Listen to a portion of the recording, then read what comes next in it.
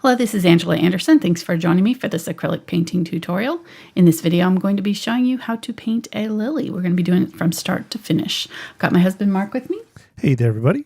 He's man in chat today, so you can ask questions while we're painting and we'll try to answer them. Let's get started.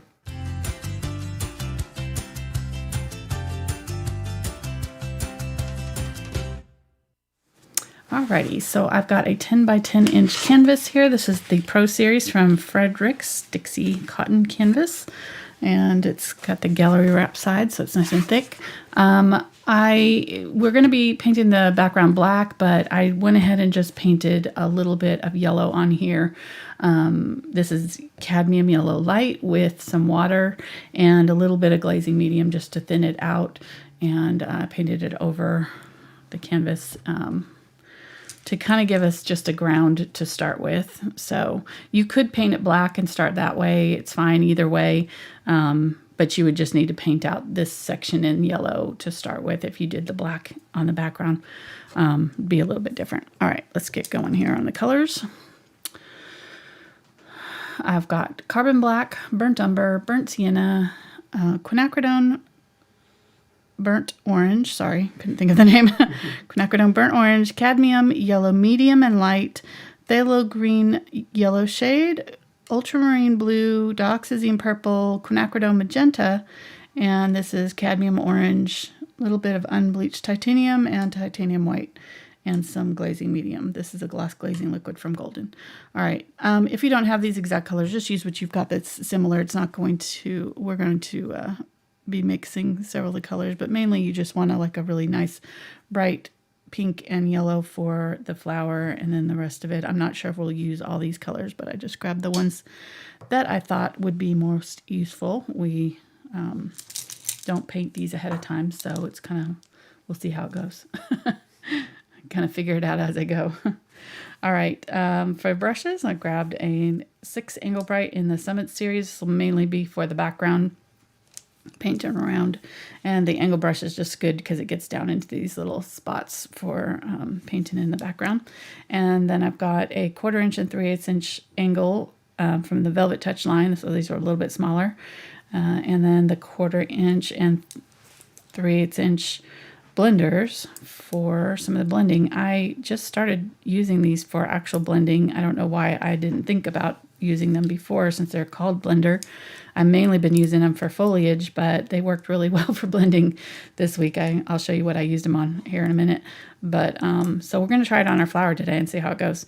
And then I've got a 1/4 inch, or a number 2 and a number 4 round, and an 18-aught short liner in case we need any small details done. So those are all of our brushes are from Princeton, and our canvas is from Fredrix. So thank you to both our canvas and brush sponsor there for providing our stuff today. If you are looking for links to any of these things to buy yourself, there's links down in the description of the video. Click on the little arrow, it'll drop down and it'll show you my Amazon store and also the brush guys link. Right now they're out of a lot of their brushes, but I'm sure they get them back in frequently, so just check back in. You've been selling some brushes over there? Yeah, we've been selling a few of those brush sets. The beginner set and the intermediate set were sold out yesterday when I checked. Very nice. So yeah, I'm glad. All right, I'm going to grab a pencil, and before we start, I'll just go ahead and draw it out really quick, or show you kind of, just an easy way of drawing it. So our lily is actually built into two 3-petal sections. So we've got one set of petals that goes in triangle this way, and then another set of petals that goes in this triangle this way, that are 3 behind and 3 in front. So of course, this is going to be cut off quite a bit because this is longer than, so I'm just going to make a square section here so that I can kind of work in this area here, tell you what I was looking at. So if you kind of find the middle of your square and come down just a little bit, there's the dip in the center of the flower where the stamen are coming out of. And then that's our first petal coming out this way, and it's angling up about 1 inch off center. So it's coming up to about right here. Usually I like to kind of measure out or kind of figure out how close to the sides my image is and then kind of mark that. And so then I know kind of how big to make this. So I'm going to put it right in here somewhere, and then I'm just going to wiggle my petal out. It's going to wiggle out to about the center right here, and then come down and tuck down in on this side of that gap. And then this one is coming out and folding out. It's got some wiggles. It comes out to about right there.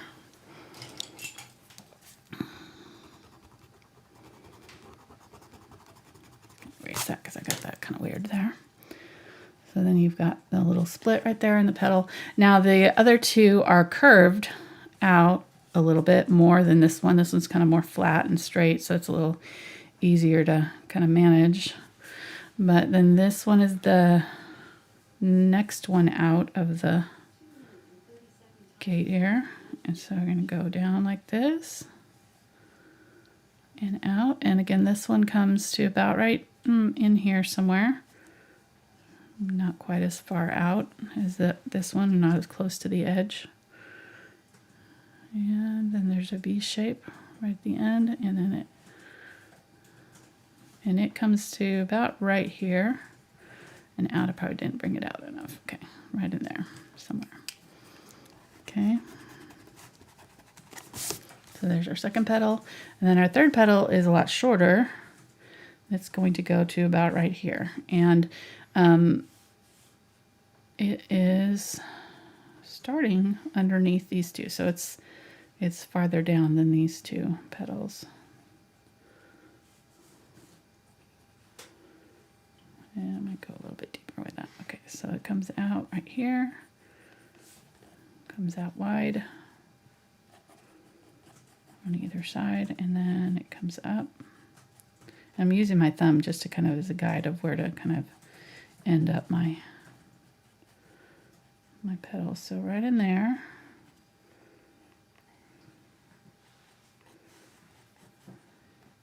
And then something like that. Okay.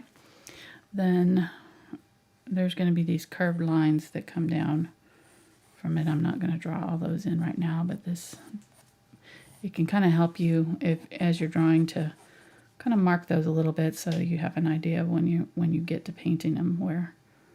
I'm going to make this a little bit wider here, I think. And then our three that are behind are going to be right in here. So I look at this V shape right here and just kind of see where on this petal it comes out right in about in here. And it's going to come out and stop right in here somewhere. It's got kind of almost a straight line.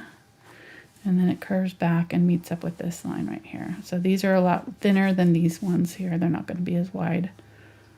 These bottom petals. Okay, there. This one is angling out this way.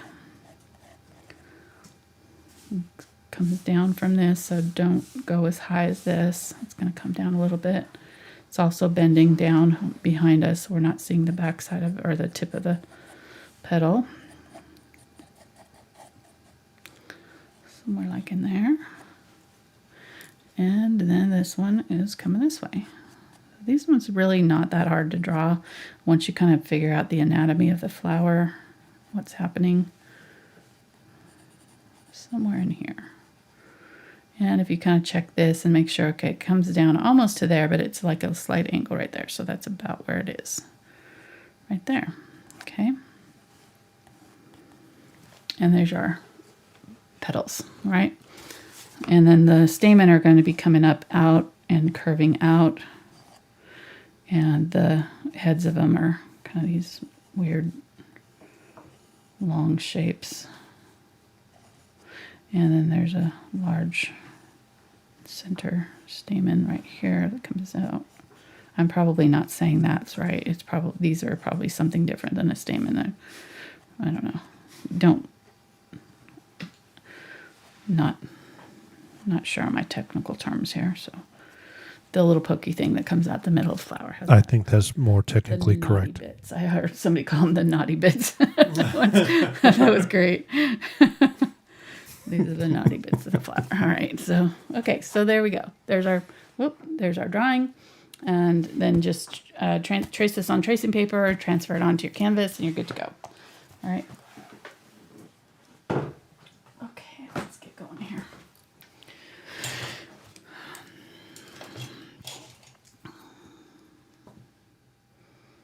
Alrighty, so I'm going to go ahead and start with the larger of the Willows blender, and we're just going to kind of map out the edges of our flower here. I'm going to get a little bit of the unbleached titanium, a little bit of white, and a tiny bit of the green. Very, very little bit of the green, and maybe a little bit of the blue.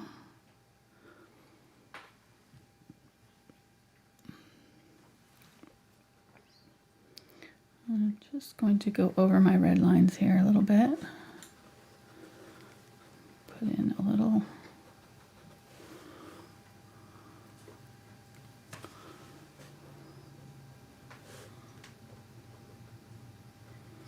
This is probably not dark enough, but we're just kind of.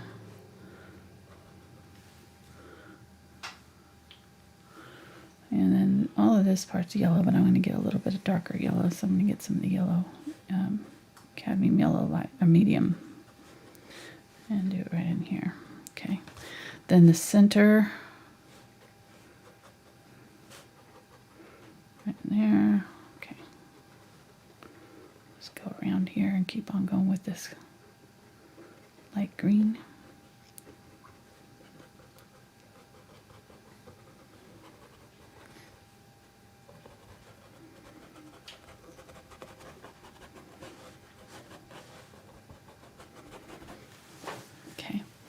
Then we're going to have, actually, let's just go ahead and do this around all of them. We'll go kind of assembly line it.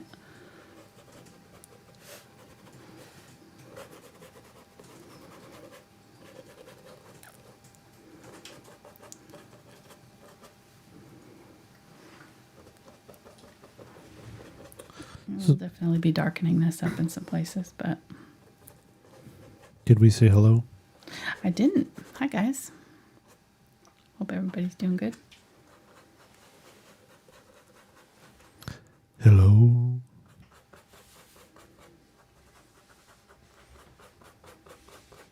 No reaction, so that's good. Situation normal here.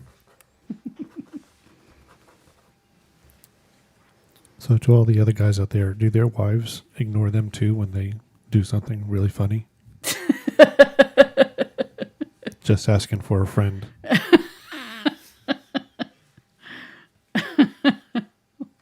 What was really funny that you did that I missed, that I ignored? The way I said hello. Oh, okay. No comment. Exactly.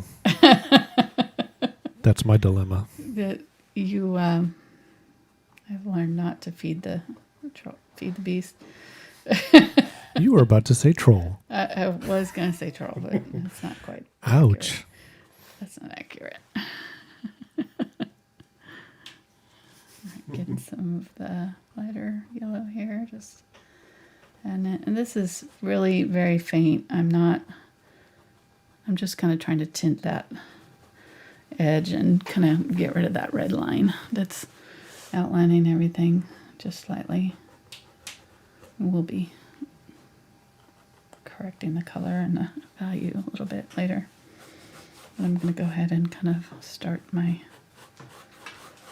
center line here, just very lightly brushing through.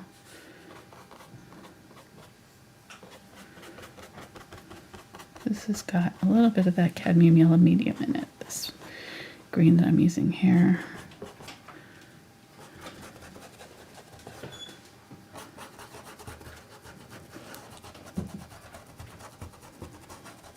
Okay, and you can't get really fussy with this brush because it's too thick and you can't get too thin of lines, which is good because it kind of keeps us going faster. Plus we end up with softer lines here, which we want.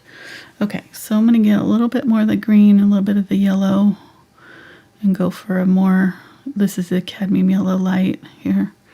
Go for a really bright, vivid green. Let me use that right in here. Pull that out. This whole area here.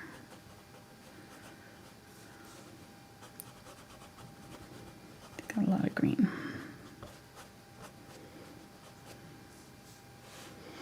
And then right in here, there's a little bit of it, but it's a little bit darker than this, but I'll go ahead and start there.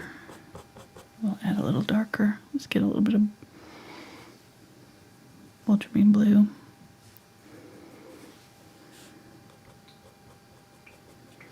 Get in there with that. And you notice how I'm just kind of flicking this color out, and that will keep it soft and then make it easier to blend when we do go to blend it. So I'm just going to wipe my brush fairly clean here.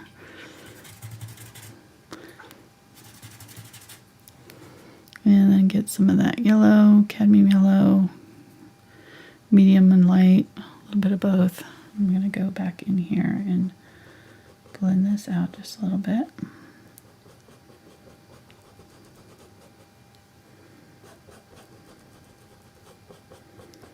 I'm just kind of going over the top of it and kind of blending it out slightly.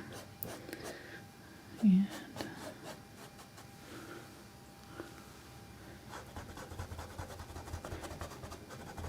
so if you are starting on this and you've already painted your background black, you can either, do the colors the way I'm doing them here, or you can start by painting it yellow. I would say you're going to want to fill in this with yellow at some point, so you can start out that way if you want to, or you can add it as you go, but you're definitely going to need some. I'm going to get a little bit more of that darker blue, green. There's just a hint of it right there. It's not too dark.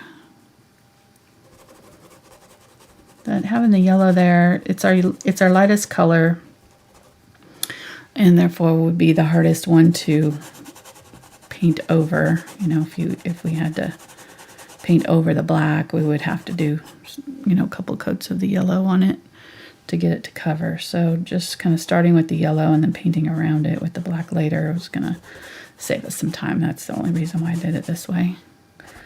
And I'm just adding a little bit deeper yellow to some of these center areas here.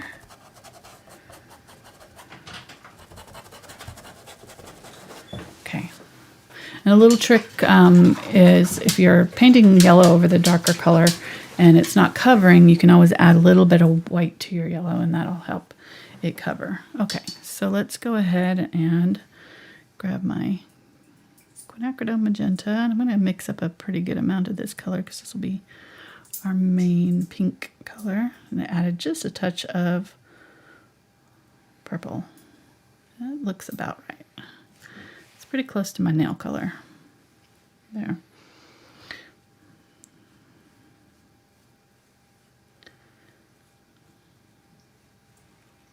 And okay, I'm going to squeegee off most of that color there and then get a little bit of white.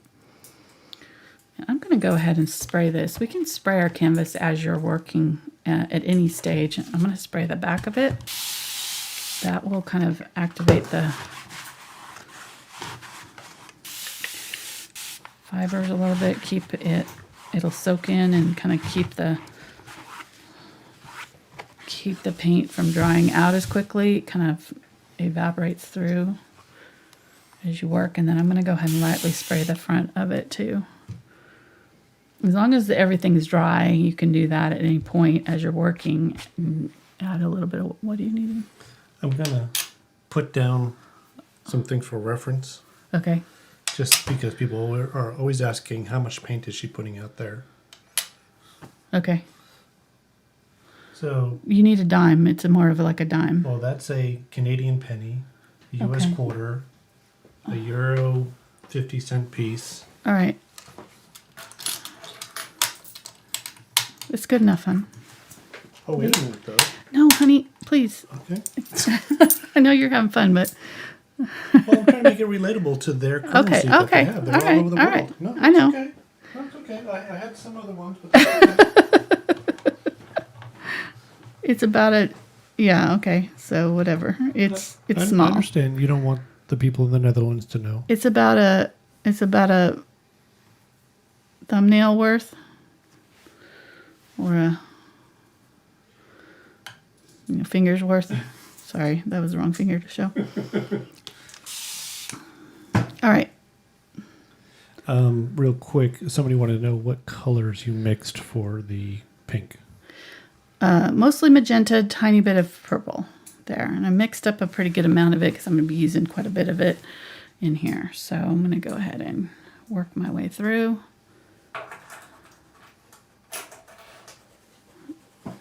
And yes, that's usually the extent of our arguments.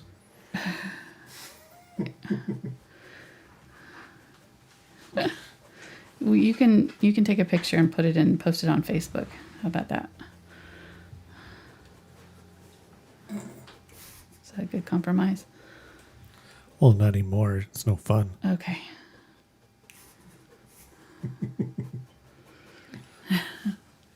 You're a good sport. Thanks. All right. Love you. I understand it's, disrupting, but Yes, it is.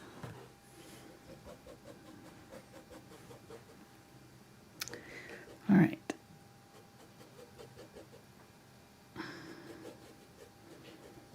Just going through here and adding a little bit of this pink along the edges here. My paint is the background is fairly wet, so I'm going to go ahead and add a little bit of glaze. That's going to help it stick. It's a little too soupy for my liking. And that bit of water that I added helps. It gives you a little bit more blending time, but it also kind of makes the paint a little bit thin and it doesn't cover very well. So I'm very carefully kind of leaving these yellow parts. I don't want to cover all the yellow too quickly, so I'm just kind of fading it into that as I get close to it. And then I'm going to go ahead and grab my yellow.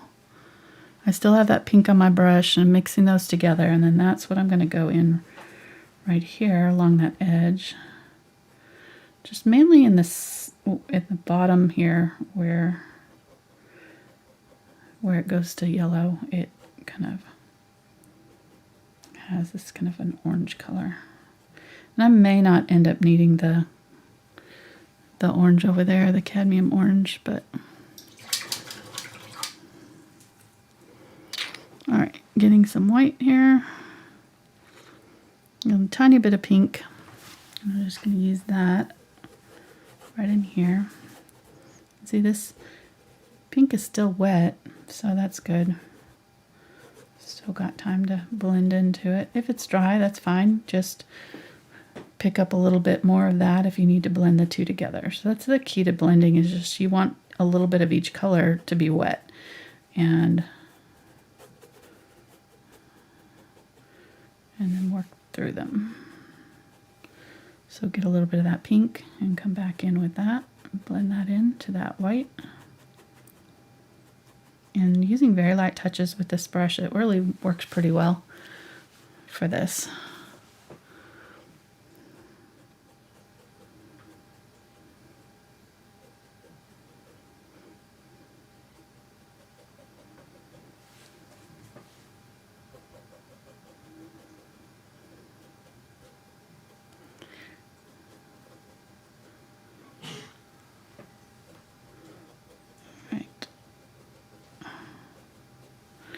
And I'm going to get a little bit of that green I still have, and right here where these two are meeting, and just go ahead and put in a little bit of that color. I'm pretty much covering my green there though, so I want to push back a little bit. Wait, you're going to ask a question? yes, I'd like to know, is the purple blending into the yellow? No. The yellow's dry. The yellow's dry. If the purple was touching the yellow, it would kind of brown it out. So this yellow's dry. I'm just kind of where the pink is meeting the yellow. I added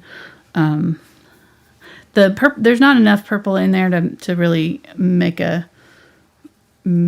it turn too brown. If I had more, if I maybe put this color straight into that, but it's got a lot of white in it, it's doing okay. But if you find that you're mixing it with the yellow and it does kind of turn a weird color, then you can always add a little bit more pink and or a little bit more of the magenta, and it'll counteract it. Okay, getting a little bit of that green that's right in here. And I'm just going to blend out this edge right here. So at where it comes down into the yellow. I'm going to go ahead and grab some of that yellow right here. Get a little bit of that cad yellow light. Actually, it's the one I want. So right here where I'm going over the top. And the yellow is transparent enough that it's going to just kind of barely be visible. And because I blended the way I did with the pink and made it very thin and wispy, I don't have to do a whole lot with the yellow to get it to look good. Okay.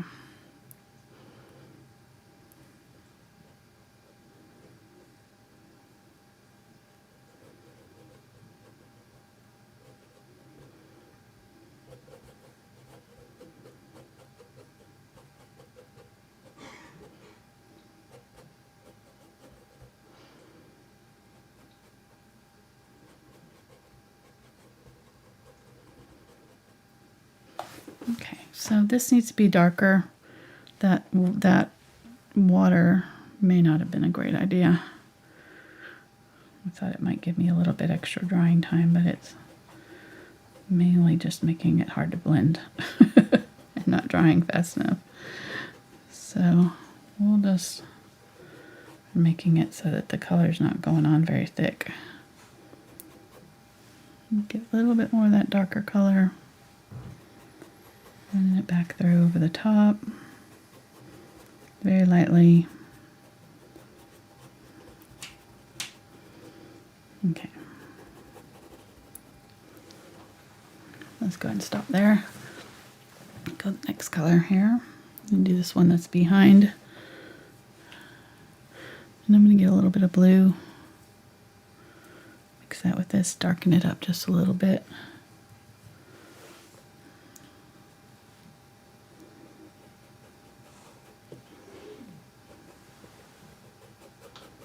There's only a tiny little bit of that right there, and maybe a little bit right here.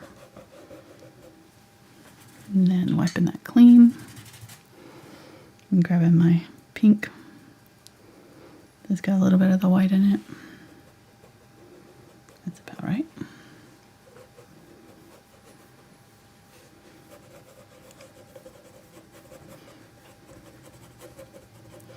Get that through there. We'll wipe it clean. I'm not cleaning it out completely. I'm just kind of wiping it slightly. So I want to work quickly while that pink is still fairly wet. Blend down through.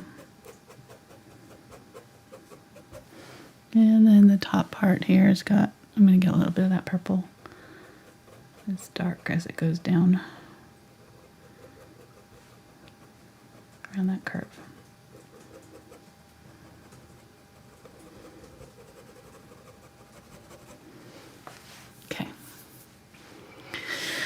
And then that middle part, we just need to blend the yellow now into the pink and the other colors. So I'm just going to get more of my yellow. I'm going to get a little bit of the darker yellow, tiny bit of the green. There's a little bit of green in it even. We've already kind of got a little bit of the green down here. So a little bit of yellow, a little bit of white. I'm going to lighten it up right here where it meets that pink.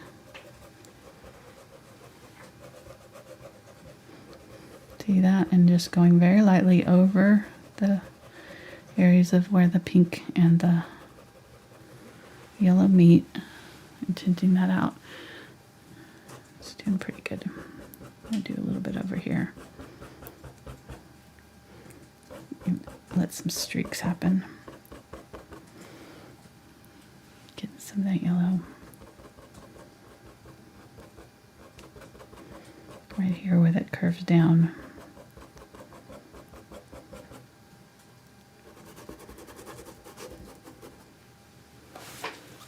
Okay. And then right there, it's not really blended very well, so I'm gonna wipe my brush out, get a little bit more of that pink, and just go back over that a little bit. So if somebody doesn't have a blender, what could they use? They could use the angle brush. Your angle brush would do fairly similar. So the blender it's stiffer, bristled, so it really pushes that paint around. And yeah, I'll show what we did with it.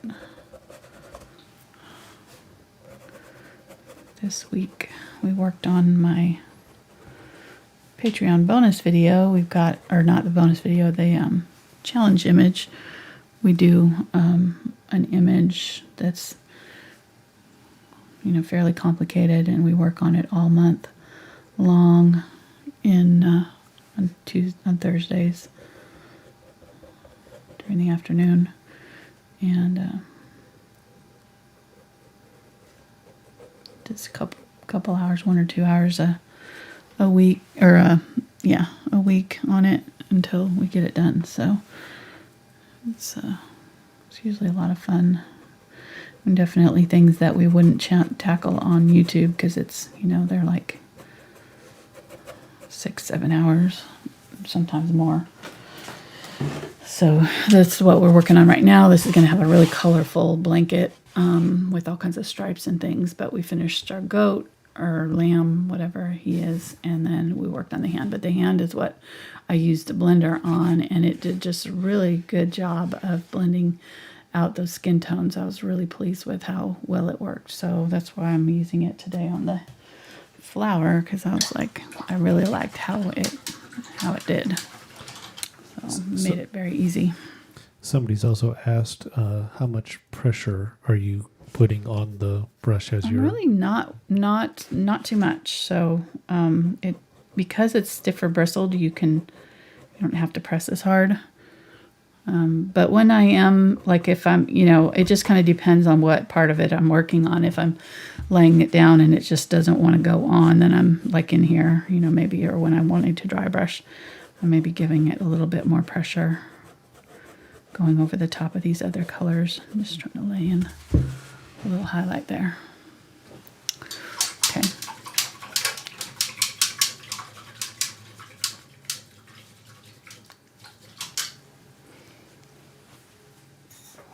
Take a quick drink break.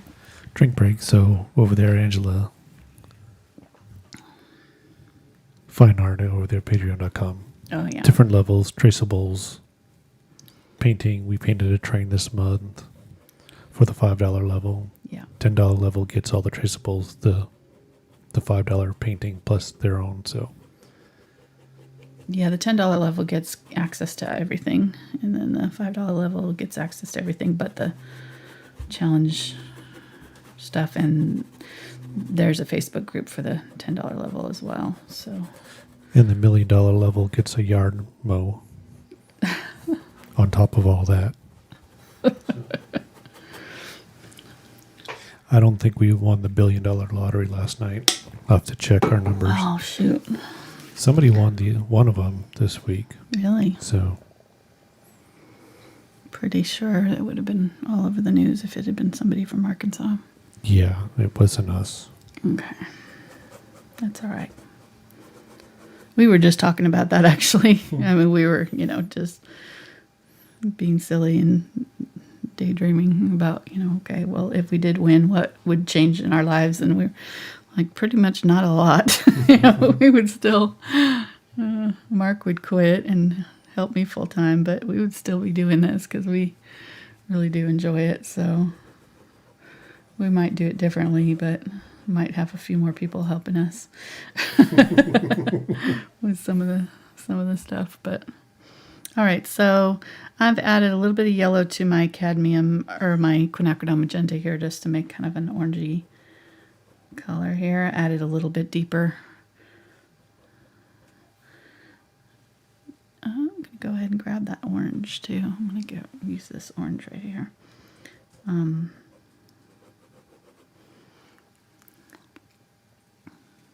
bit cadmium orange with this.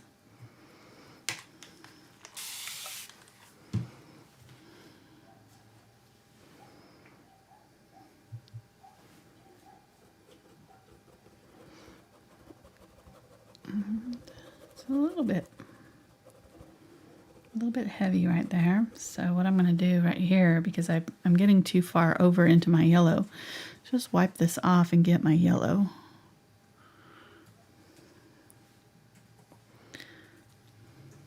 Maybe a little bit of white. And just push it back. So go back the opposite direction over.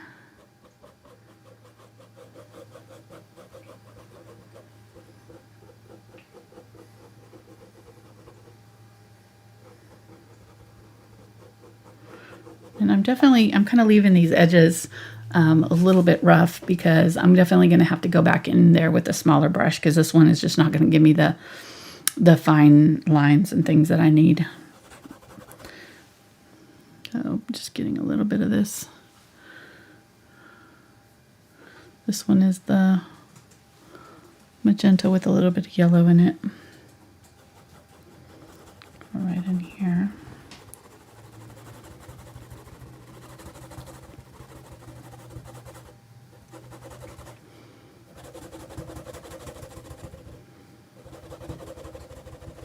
So here I'm scrubbing pretty hard just because there's not a lot of paint left in my brush, so I need to scrub a little harder to get it to come off. And then right here where I want it to blend, again, clean that out really quickly. Grab some of this yellow with a little bit of white in it and just push it back. Blend back over it. It'll pick up a little bit of that red, and the color is still wet, so it's picking it up and kind of mushing it around. The pink is still wet, I mean. So that's good. I'm just running it long ways here.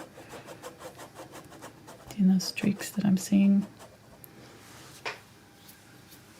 See how quickly this comes together with this brush? I don't know why I haven't been using this forever. I swear it makes it so much faster.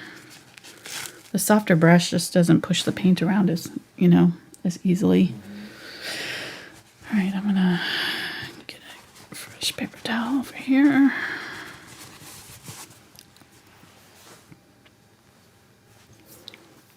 My paper towels have a progression of death. So they go from this, where they're perfectly clean, to the side here where I have my brushes right next to them. Once they get kind of dirty, or like they get, stuff on them from painting here, then I set them on either side to put my brushes on. And then once these get dirty, then they go to the last. And they have stages of progression. So by the time they get over here, they know they're done for. They're about through their life cycle, the life cycle of the paper towel.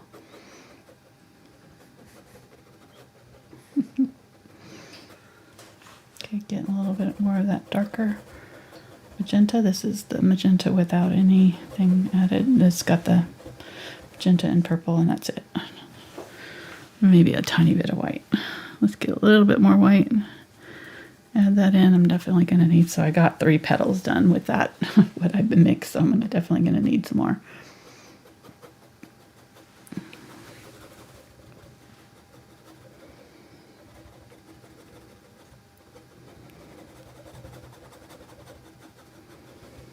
So getting lighter as it goes to the top here, and then getting my white. I'm just going to go over this with the white, and it's going to blend with that. I didn't even mix the pink into it. It just mixed right on the canvas here.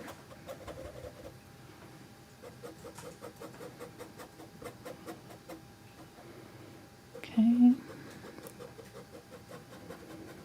I'm going to blend it into this side just a little bit, but again, I'm probably going to have to go back through here with a smaller brush and do these edges somewhat.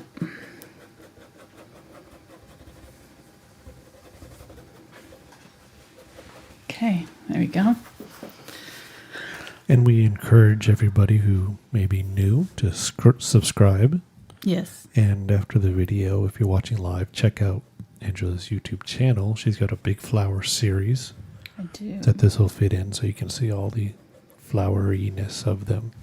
Yes, and there's some of the backgrounds are not black. Some of them are other colors, but you can always kind of just make one, fit by just making the background black. So if you've got one of them that you like in the series that has a different kind of background, you can change the background to black and it will fit. I've started doing all of them with black from now on. That's pretty much what I'm going to do because I really just like the way the colors pop off the black canvas. So I have at least 9 that are black. I want to say there's probably 10 now. So this will make 11. So maybe when I get 12, I'll hang them all up. I actually had 4 of them, though, that were iris. Were the 4? Yeah, there was 4 of those 10 that were irises that I had already painted before I started doing YouTube. So those don't count. So there's at least, what's that, 4 minus 9?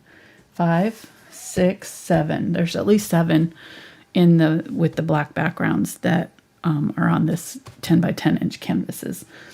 So, and again, you can adapt some of the other ones to fit as well if you want to. But I would definitely say these are one of my favorite things that we've painted. These are really fun for me to paint, and I just really love getting to see you guys' versions of them on my Facebook page. And I have several people that have shared, that their whole wall is covered with the large flower series, which I love. So, all right, mixing up some more of that pink. Nothing fancy, just the magenta and a little bit of purple. All right, I'm definitely going to have to darken up this. I'm just going to let it dry, though, because it's still a little too wet for me to add any more color to it. That's one thing with acrylics is, like, once you kind of get a certain level of paint onto your canvas,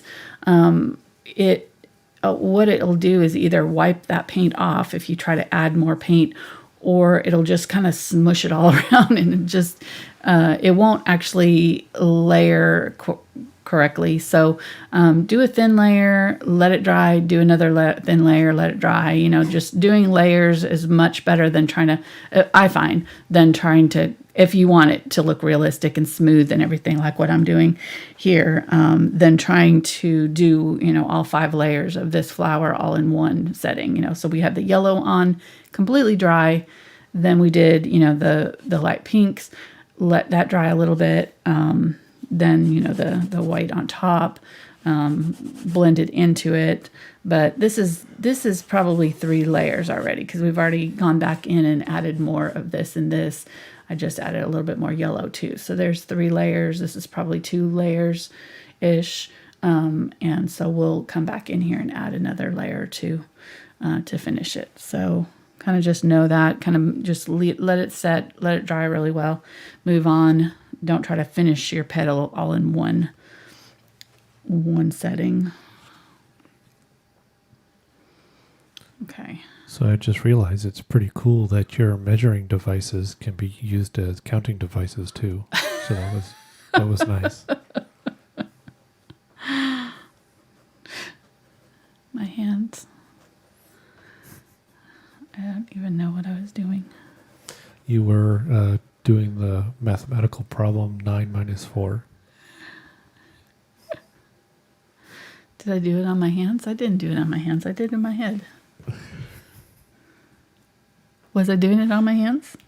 I don't know. You usually are doing something with your fingers, demonstrating something. So I No, 9 minus 4.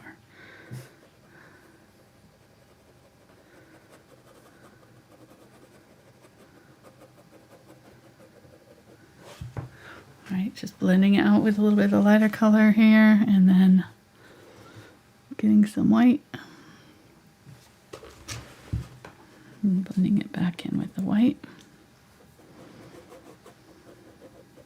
And going over that wet edge there with this.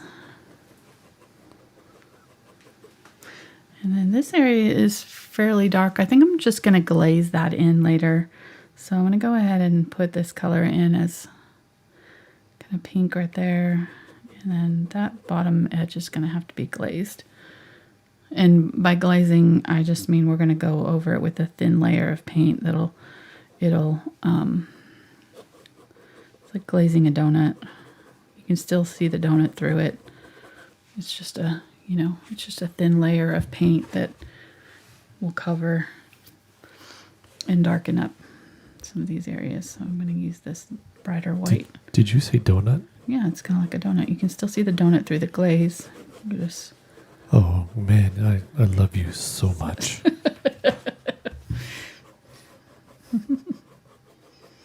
Do we need... Is it hot in here? Talking about donuts? Donuts and glaze. Donuts and Woo. glaze. And art.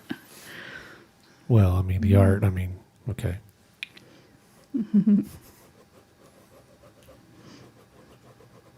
I don't pay attention to a lot of what you say. But when you throw when I start to talk about donuts, when you throw a donut in there, you're like, it's like on point. I'm kind of like Fitzpickle. I get on point. Yeah. We've decided our dog is a bird killer. Our sweet, cute puppy likes to go out there and attack the birds. He killed 3 birds last week. I found him munching on one like it was like a bully stick. I thought he had one of his treat things that he likes to chew, his chew toys. No, it was a bird. It was a dead bird. I'm like, oh my gosh. And then I found 2 other ones dead. Well, one was still alive, but he died later. I think he's just like, I don't know what he's doing. He's being a dog. So Well, he wants to play with them. Right. They don't play very long. They don't play very long. Yeah, they give up too easily. And so we had an outdoor cat, and I had to take down the bluebird house because he was killing the bluebirds. We went through like 3 or 4 nesting pairs. Easily, yeah. And so he passed away a year or so ago. And so I'm like, okay, we can put out the birdhouse this year so the bluebirds can start nesting again. They're fun. Nope. We got a dog. Now we got the dog that's... Yep, so... Oh, our other dog never heard the mess with the birds, but Fitzpickle thinks they're just really fun. Yeah. And then he sat under the feeder for 10 minutes today waiting for them to come back. And he was like so confused as to why they wouldn't come back and get some food. But they're on to him now. I think that at first they were not seeing him as a threat, but now they know. All right, going back in with the magenta here, just adding some darker tones. Like I said, this is dry now, so I can add some lines, add some shadow. Yeah, so it must be the Cavalier, because I don't think poodles, our last dog had poodle in it. I don't think poodles are hunting. Maybe they are, I don't know. But whatever combo of his breeding, he's got the killer genes. Who knew poodles could be so... I know, so cute, and he's so vicious. But yeah, I don't think he probably means to kill them. I think he's just hunting them down like out of instinct, and then they die because they're not a squeaky toy. Poor things. So, yeah, sorry, I'm talking about dogs killing things. So, hope everybody's doing well. Hope everybody's having a bright, cheery Saturday. Tuned into this nice floral painting to hear about my dog killing things. Sorry. Yeah. Right, doing a little bit more orange right here. In here. And in here.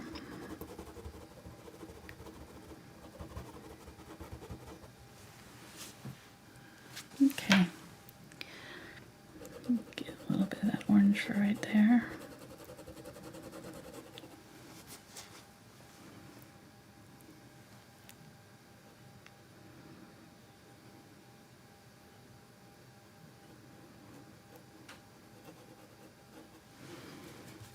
Wiping that off, and then I'm going to get some of the yellow and just push it back.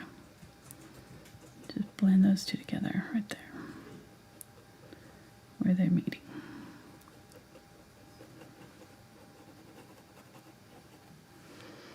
And then the white. And I'm getting a fairly good amount of paint. And the thicker the paint, the more time you have to blend it, better it's going to cover. So I'm getting a little bit, fairly good amount of paint here. Starting with that.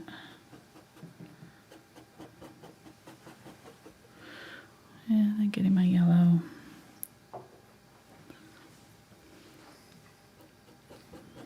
And blending back over.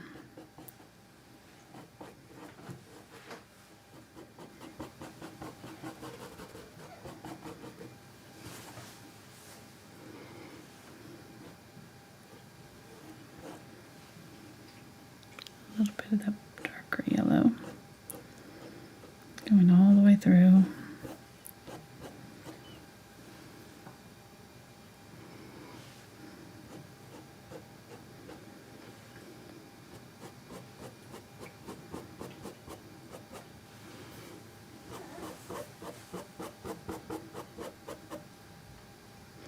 So this is dry brushing, so I'm just kind of going back over this and just, it's going to catch the texture of the canvas and just leave a little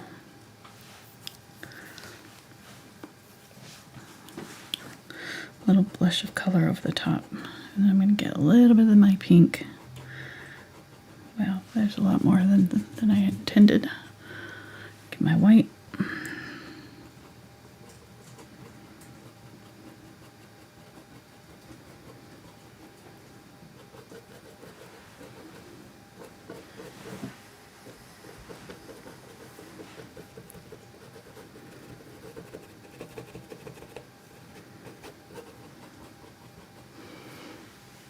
And then,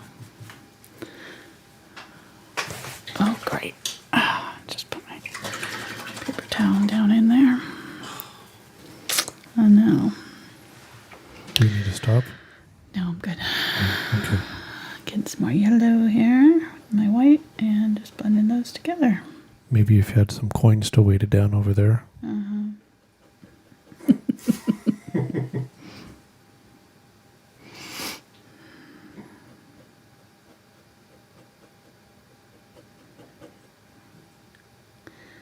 All right.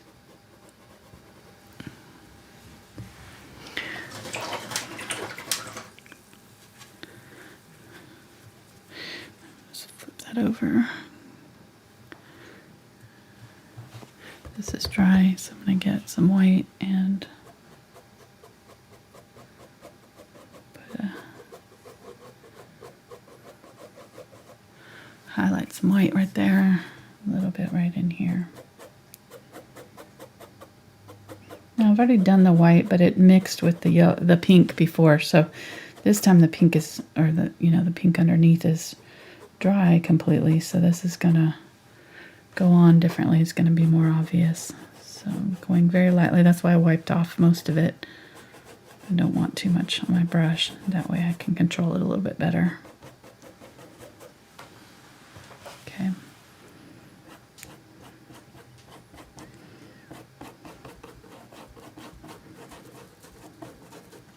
Okay, let's just let that dry and move on over here. So I'm going to go and start with the white here. Put that on. And then grab a little bit of my pink. mix it with the white.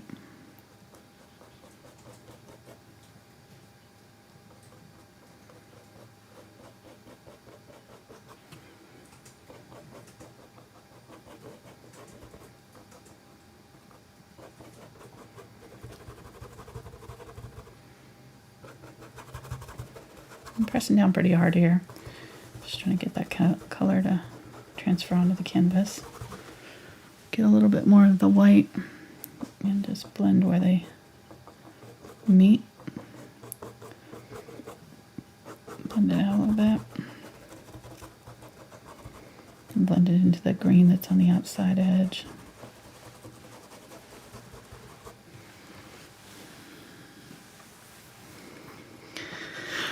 And then a little bit more of the pink.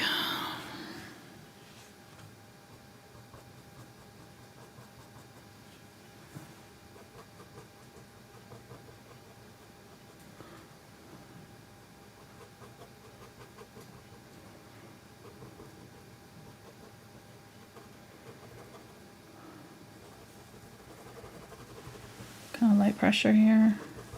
Got a fairly good amount of paint on my brush, so let's wipe it out. I only clean it if I'm going to be using a color that's I don't want to mix with what I already have down. So, you know, if I was going with the yellow or something like that and I didn't want it to mix with the pink, then I would clean out my brush and then start new. But since I'm just using the white over the top of this pink, I don't care if there's still a little bit of pink in my brush when I mix it in, if that makes sense. So,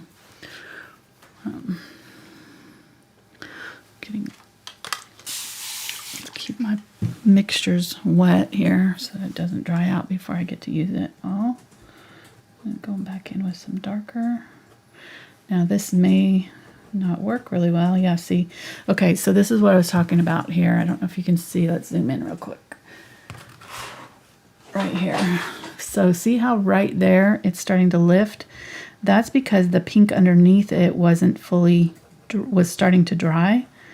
It wasn't set yet. And so the more I blend over it, the more it's just going to lift that color. So I need to just let it set, and I'm just going to leave it now and come back to it, because if I keep trying to add color on top of that, it's not going to add color. It's just going to actually remove color. It'll basically, I'll be just scrubbing the color off of that area. So, all right, you can zoom back out now.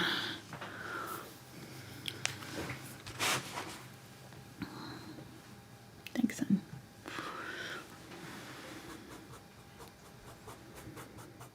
You're welcome.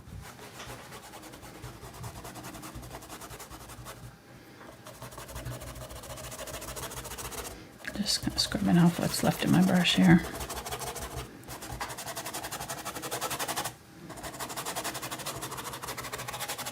Okay, getting the white.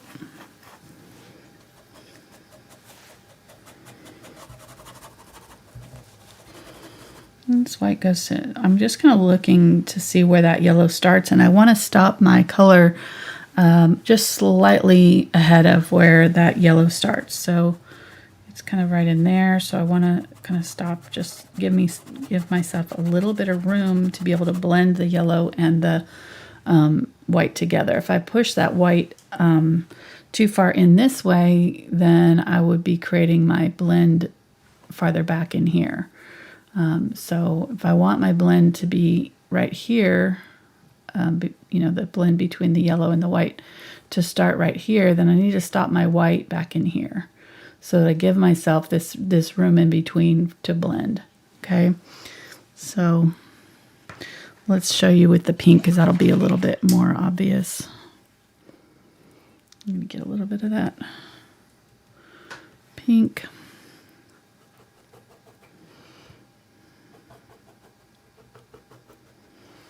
I'm going to get some white now. But see how far back I am? I want my blend to happen right in here. So I didn't put my pink all the way to that point. I stopped it right here, so that now I can take my white and come back in over the top of that, and I have this whole area right here to mix them together.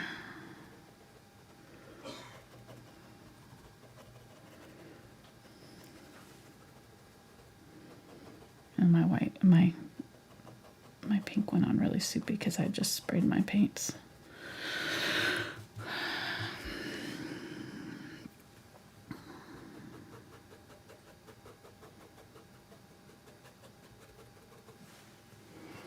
Okay, and then in here I want this more, a little bit of the orange with it. I'll mix the orange and the magenta together. Use that color right in here. And right again, like right here, I want a little bit of that yellow to start blending, so I'm just gonna kind of leave it pretty rough right there, and I'll come back to it. I've got this color on my brush. I want to use it over here.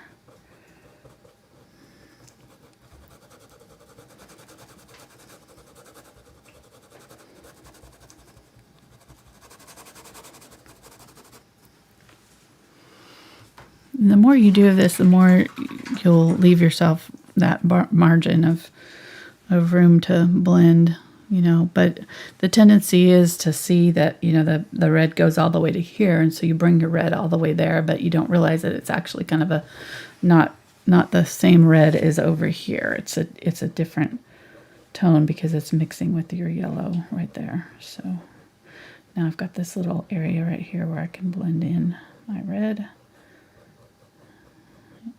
And with my yellow, get a nice little orange. I'm going to put a little bit of that color on the petal above it. All right, let's do the same thing here. I'm going to get some of my yellow. Just start here. Now this color is already dried, which is fine. So I'm going to bring my yellow over the top, just a little bit. Wipe it out, pick up a little bit of my pink, maybe a little bit of white. The white will make it a little softer. And blend those two together right there.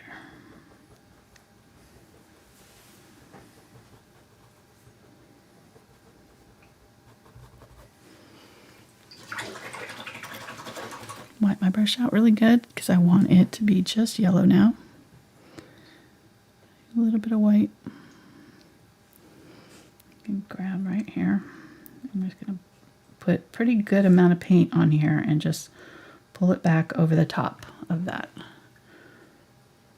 so it covers it. Okay.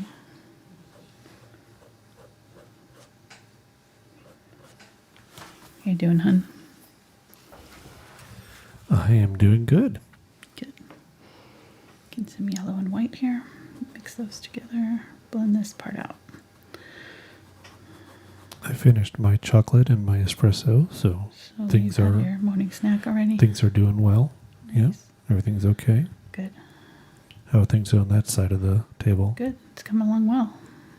I can see that. I'm watching it on YouTube. I'm happy. It's only been an hour. We're almost done with this. Oh, that's making me happy. I know what it works like. More time for video games. Exactly. Or planting garden stuff. Yeah, probably that. Since it's going to rain tomorrow. I'm a proud papa of 4 cauliflower plants and 4 broccoli plants. Just started our new garden and excited to get tomorrow. I'm going to start my seedlings for the early blooming lettuces and stuff, you know.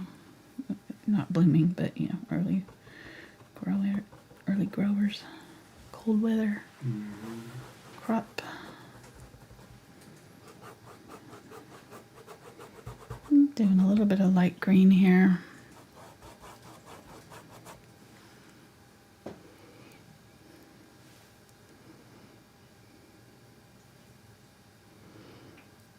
I'm going to get a little bit of blue.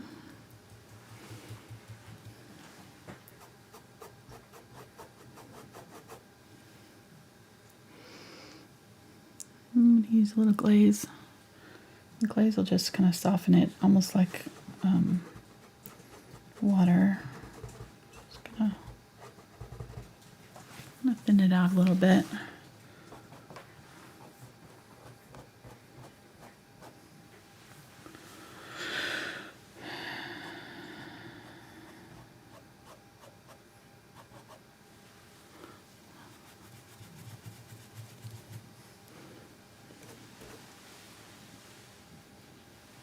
glaze a little bit of that green on here.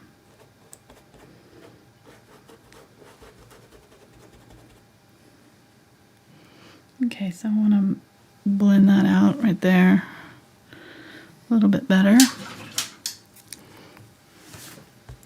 This is dry, so I can add another layer to get more of my brighter magenta.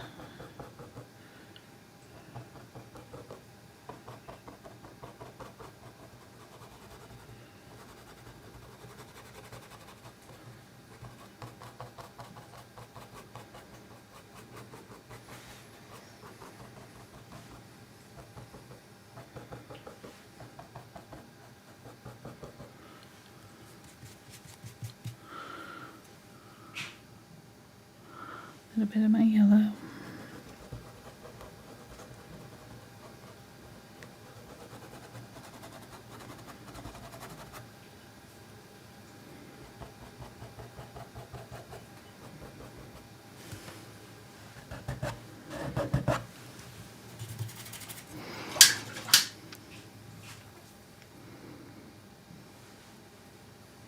Cadmium yellow light here. Just pushing it back. Paint's still wet, so it's just going to blend with it. So, okay. And then this middle area here,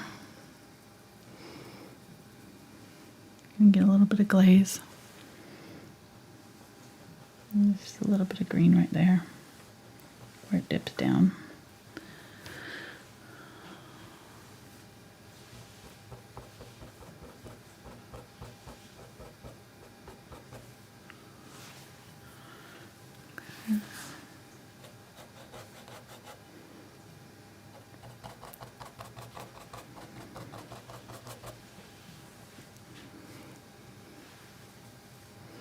Get a little bit of white, mix it with my magenta here.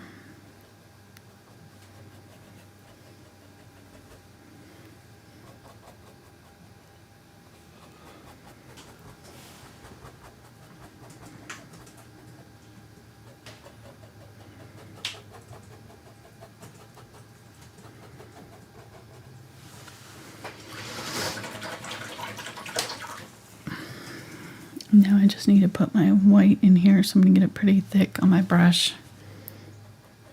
Blend that over. I've still got a little bit of that pink that I just put down, so it'll mix with this a little bit. Leaving a little strip of yellow in between.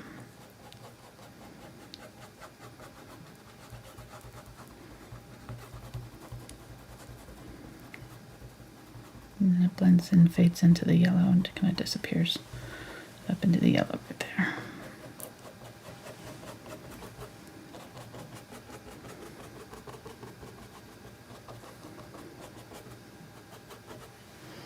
Get a little bit more of that pink. Put it back over.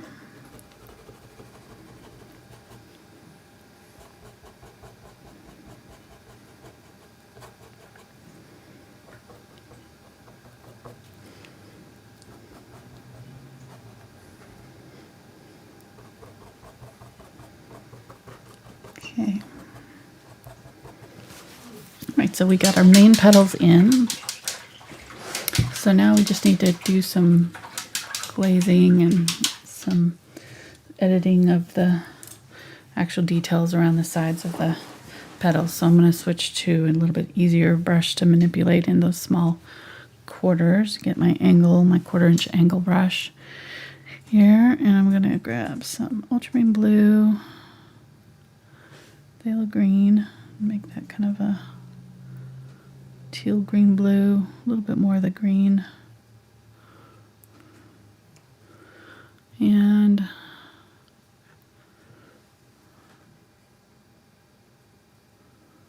add a little bit of this pink to it to kind of make it slightly purple and kind of neutralize it a little bit.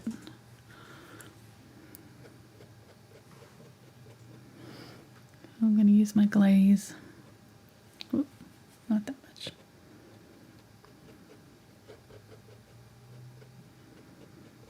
go along that bottom edge. Make sure that your background is completely dry before you do this. I'm just going to pull from that edge out, and I'm just going to use my finger to kind of blend out any obvious lines.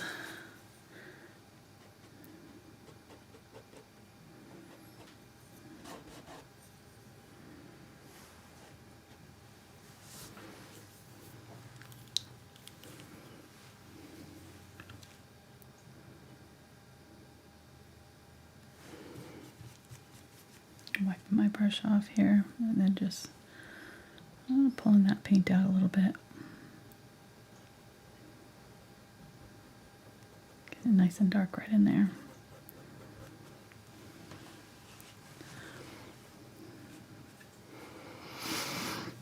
Gonna get some more right in here.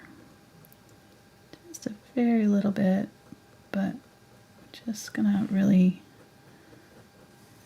change the value of that little area right there and make it a little bit darker. And get some yellow. And kind of come back in here with some yellow mixed with that green. Just going to blend that together. I can do it here too if I need to, but that side did okay.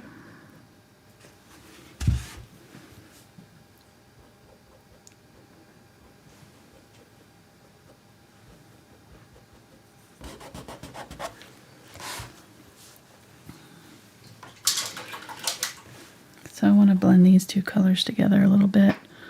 So I'm going to get a little bit of orange in my yellow, cadmium yellow medium here.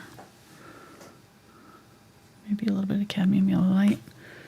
Just going to blend it into that green yellow right there.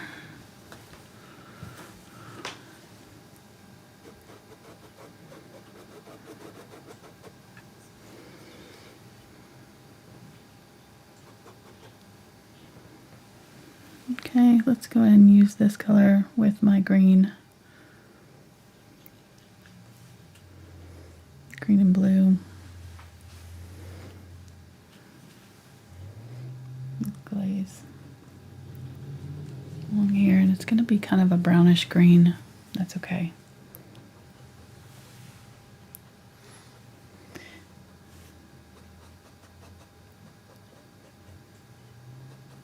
Having some neutral colors like this will make the rest of your brighter colors really pop. If you have the whole thing like super candy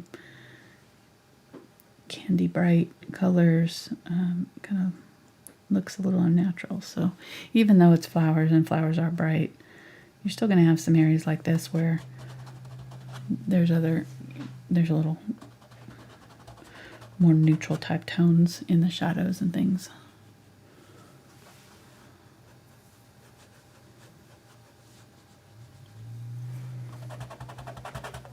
Just using my finger to help blend.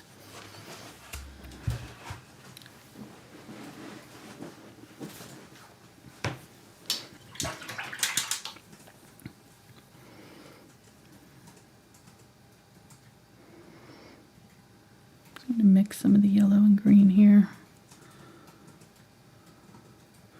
And then just mix in some of this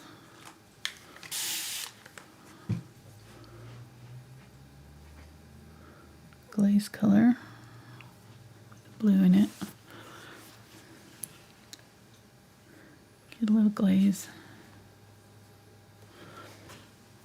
Now that's obviously too bright. So I'm just going to grab my glaze and go over that and lift off some of that color.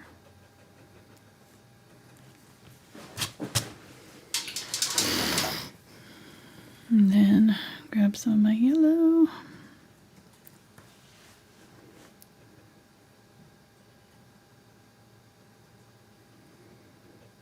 And just kind of go over the top all the way down with my yellow along that edge there.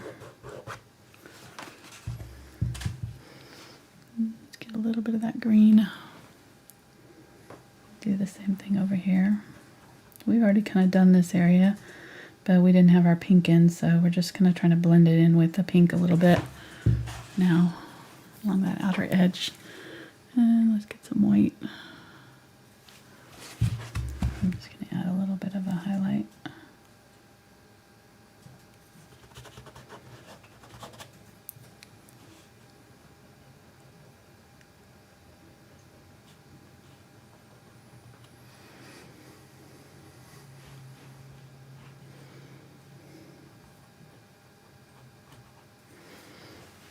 Get a little bit of the pink.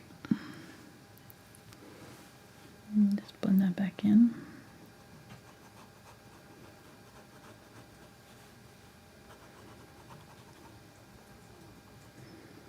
Right up to the edge.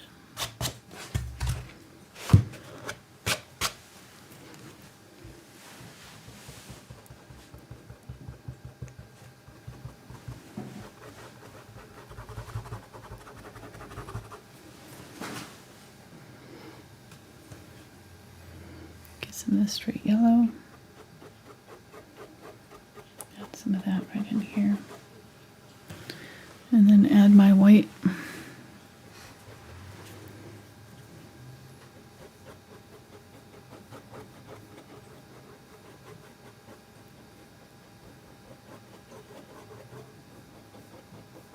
So right here it got kind of thick, so I'm just going to get a little bit of water.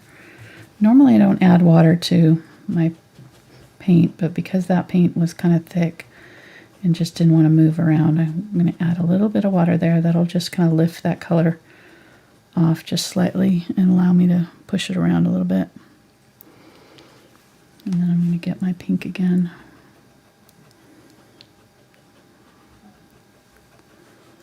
And just reintroduce that pink.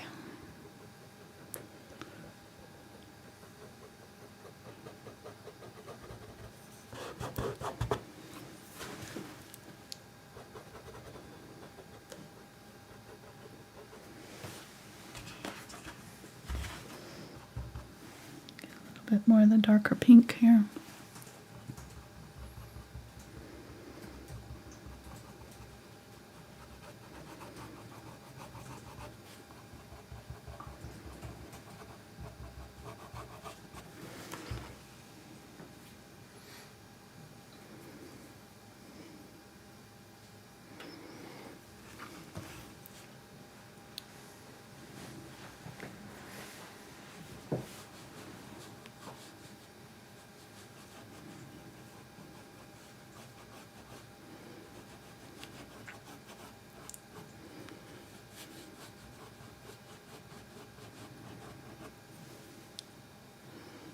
Yellow. Just going back and forth with these colors here. Let's add a little bit of yellow right here.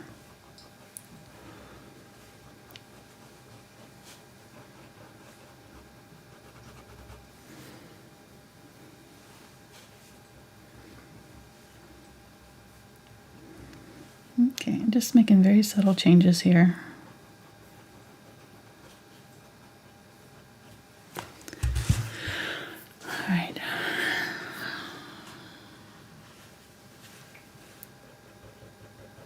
A little bit of white to blend that pink in.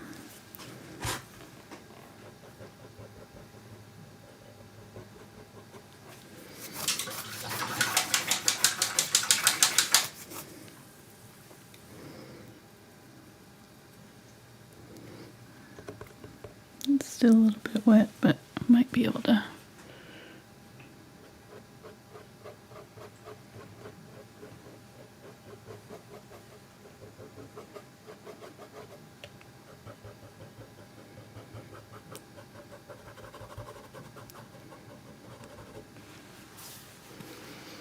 Okay, so like right in here, there's like not a really good definition between these two petals, so I'm going to go ahead and get some of my yellow and a little bit of the pink, mix those two together, and I'm just going to go back in here and really give it a better defined edge. And if it doesn't show up, just add a little bit of white so that it shows. There we go.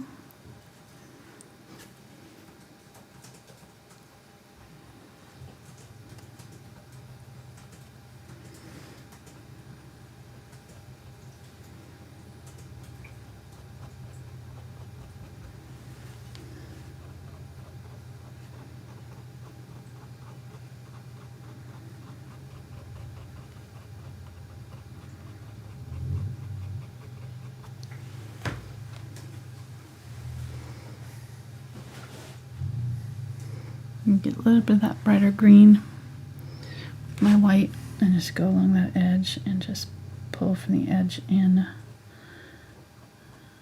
a little over the top.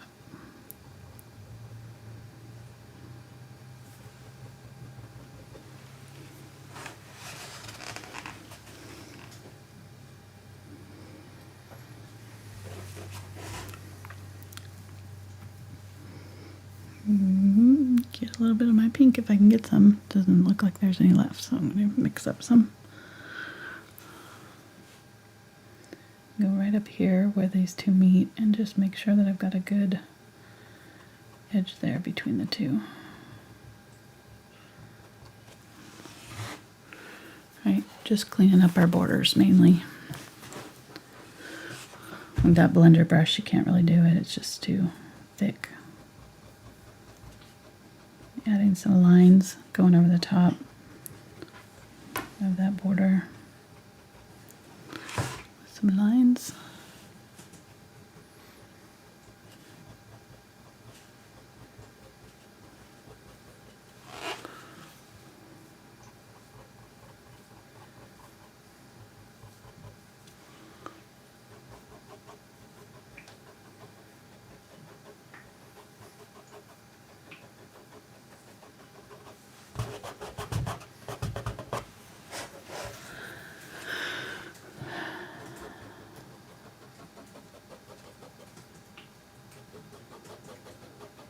Adding little lines with this pink.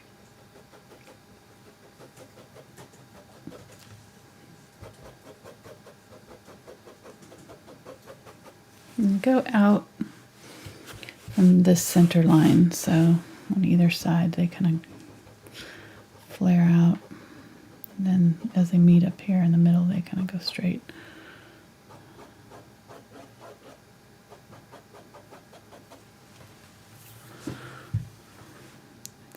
Center line here and just do it all the way down, and then there's a little space and another one kind of on the other side.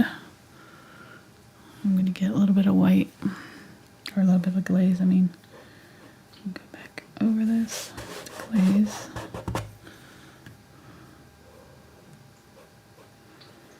Just soften it up a little bit.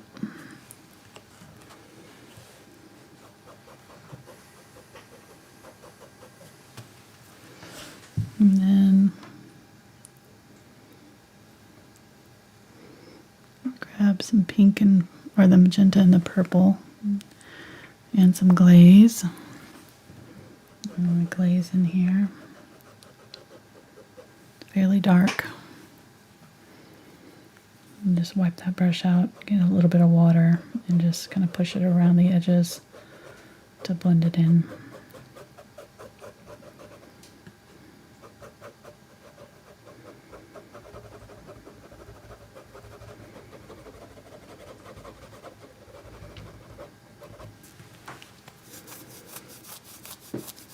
And let's use this glaze also right in here.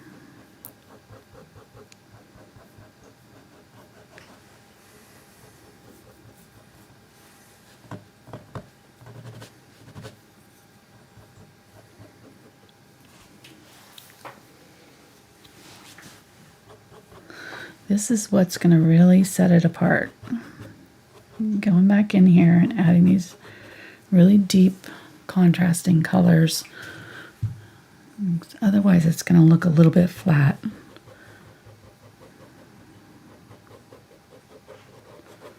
So this is where we're adding movement and depth.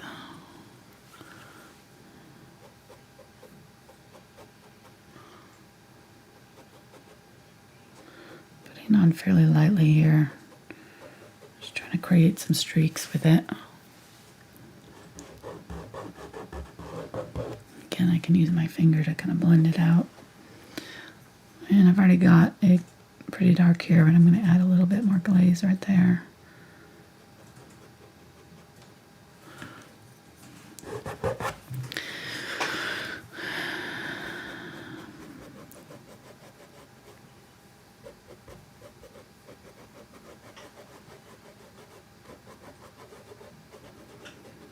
may not need to do this. If you got yours dark enough at the first layer, you may not have to glaze over it, but mine's a little bit not quite there, so I need a little bit darker layer here.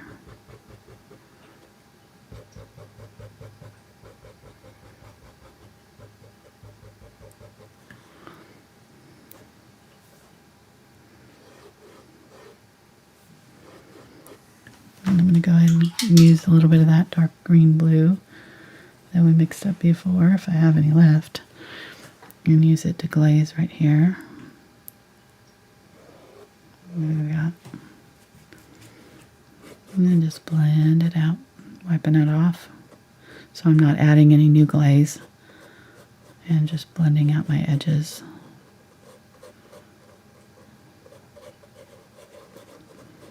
Darkening up this tip of this flower.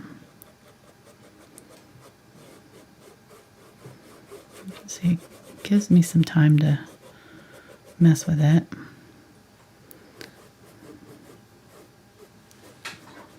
If you find that you're just lifting color and it's not moving, then you need to just stop and just let it set. You can always go back to it and refine it. Cover over anything you don't like. So let's refine this edge right here between these two colors. Get a little bit of the blue-green here, if I've got any left.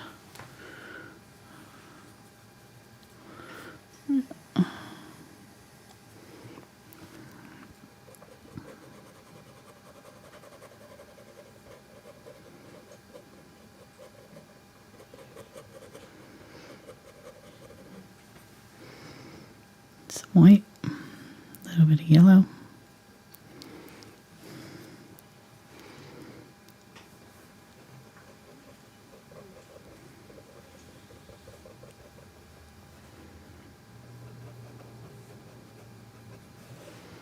Let's do this ledge too, while I've got this bright yellow on here.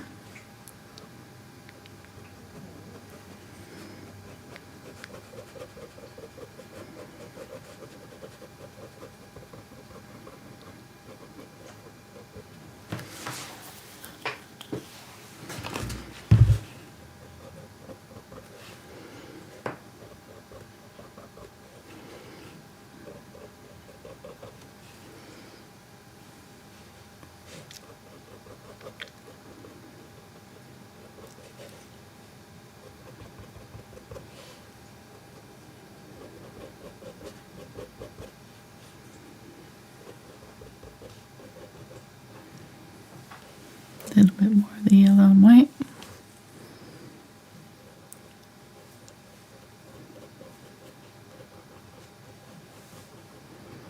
And I'm just pulling in so that I'm creating these little streaks. But I do want it to be fairly dark or fairly obvious where the border is. So if I have to, I can go back in with some white, and really mark that out. I'm doing okay here, I think.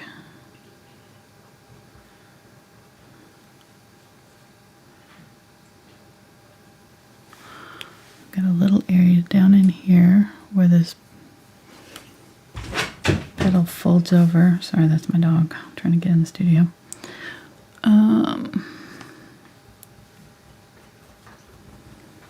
Down here.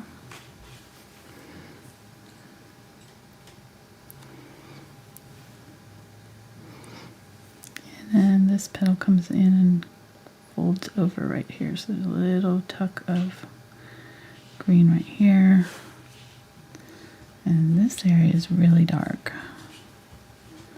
A lot darker than I have it. So I'm going to start adding some darker color to it here in a minute.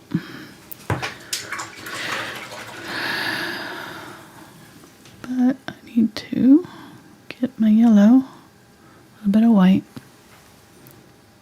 Just make sure I've got a good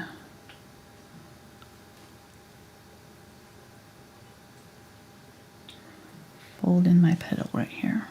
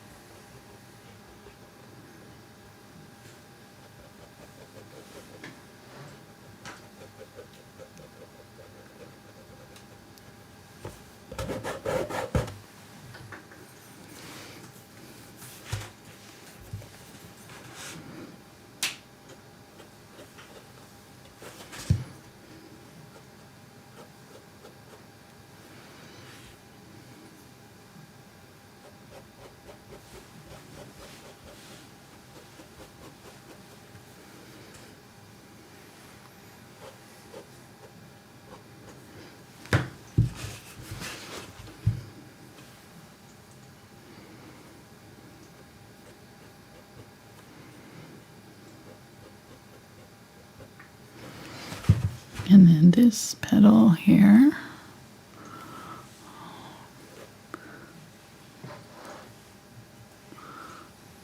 A little bit of green. A little bit of my magenta.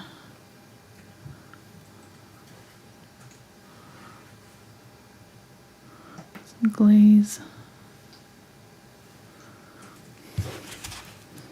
I'm going to bring this petal out.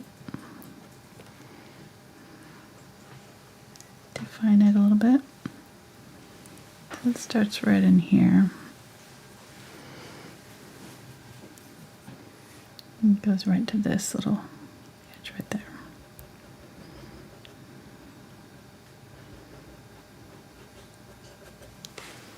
Okay.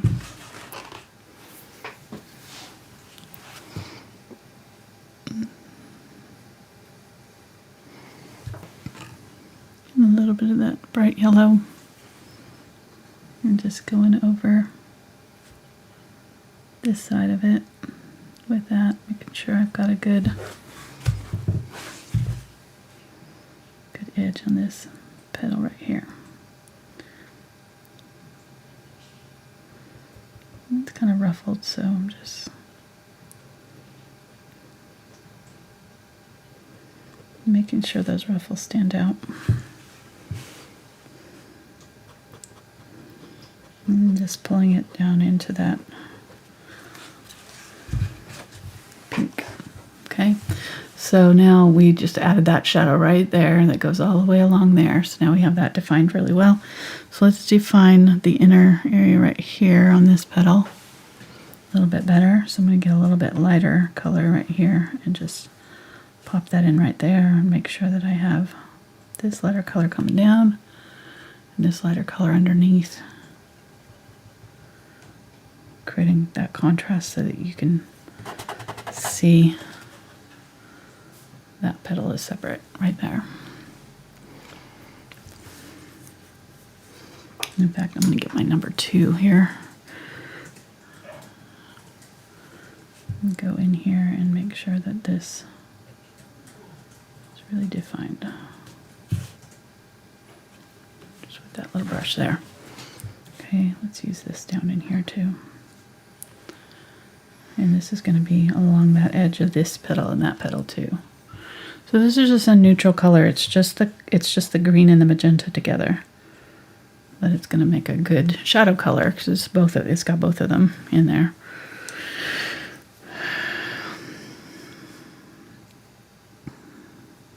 It even has a little bit of the yellow.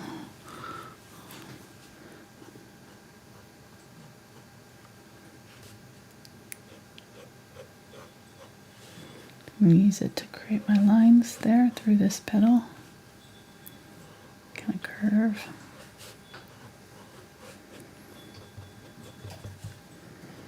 And then this bottom area here. Oh, I'm off camera, huh? Okay.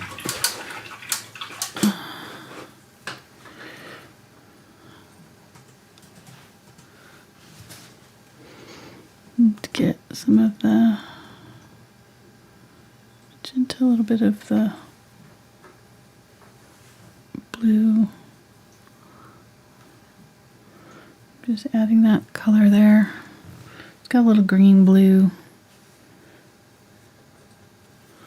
purple. And grab some glaze here and just pull up from the bottom where it's bent, curving under, curling.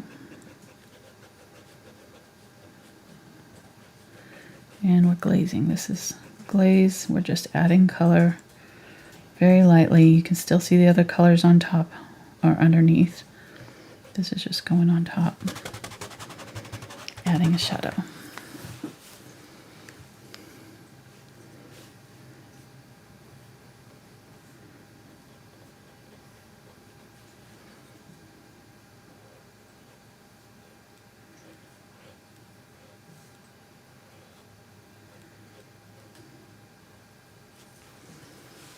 See that?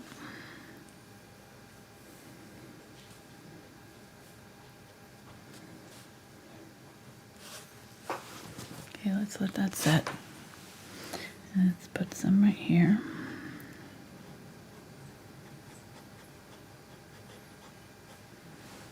And this petal where it tucks underneath. A little bit on here. We've already done the bottom of this one a little bit. When we put it in, we got a little bit of brown on our brush on accident, so it's already got a little glaze down here. Got a little shadowing, I mean.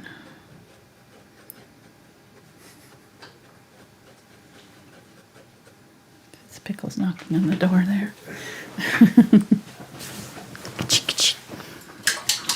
Scratching.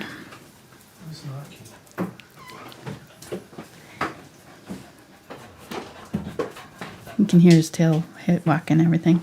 What you doing, Papa? What are you doing? Yeah, come say hi, buddy. I know I love you too. Okay. Well, I can't. You can't jump up here right now. Sorry. No. Not right now. I'm busy. I'm busy. She's jumping off the back of my, licking the back of my arm. Hey, stop. Okay. All right. Hi. Hi. Hi. Come around here so Daddy can see you. Hey, Faye. What? You doing? What? I'm just loving on Mom. What? What you playing over there? Yeah, this is so great.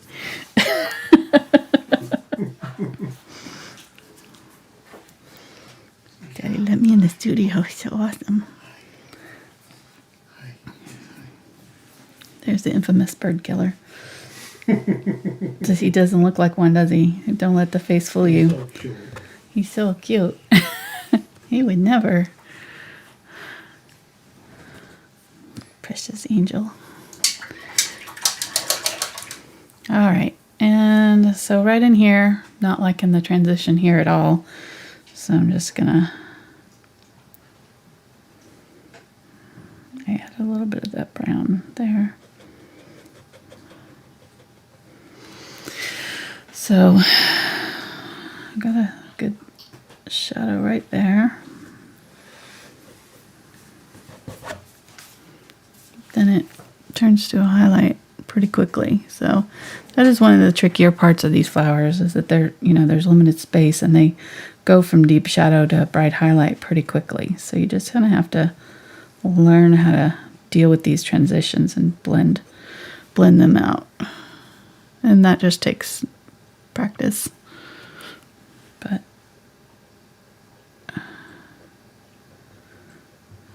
using a smaller brush is helping for sure, getting into these little smaller spaces here. All right, so I'm just gonna add a little highlighted along that edge. Maybe get a little bit of the unbleached titanium and some of this shadow color. This is that glazing color that had the purple, pink, blue, green, and all the colors. And a little bit of yellow too, probably. It's just kind of a weird brown, but it's great for our needs. Maybe add a little bit of green, slightly green. Okay, a little bit more white just to make it a little bit brighter. There we go. Just want to be able to see it against here. That's the main thing. If you can't see it, there's no point in doing it. Up there, you've got to be able to see the contrast between those colors. Get a little bit of white, a little bit of my pink, and we'll get some of that color. Maybe even a little bit of yellow. So this is just a lighter version of it.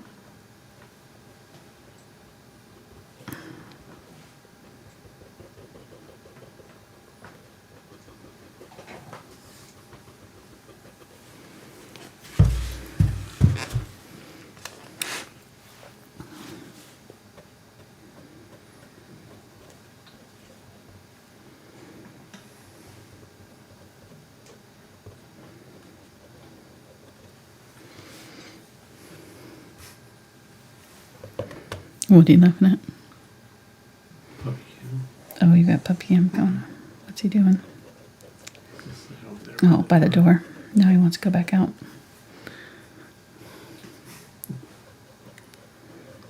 Nothing exciting happening in here.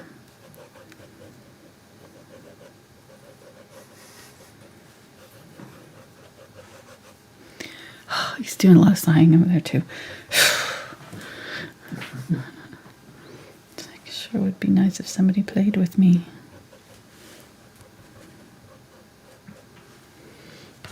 Okay, just brightening up my highlights. So I'm noticing that this here needs, see how bright white it is and versus what we've got going on here. So I'm going to switch back to my blender for this and get some white. Wipe some of it off, but I'm going to just use that. And try not to go over my glaze that I've already done, so I don't want to take that out. Just going back and forth and adding that highlight on either side. Let's do a little bit here too.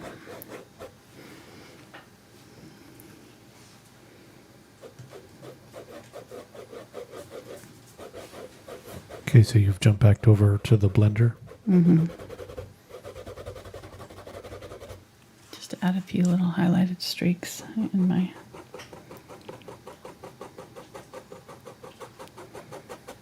petals.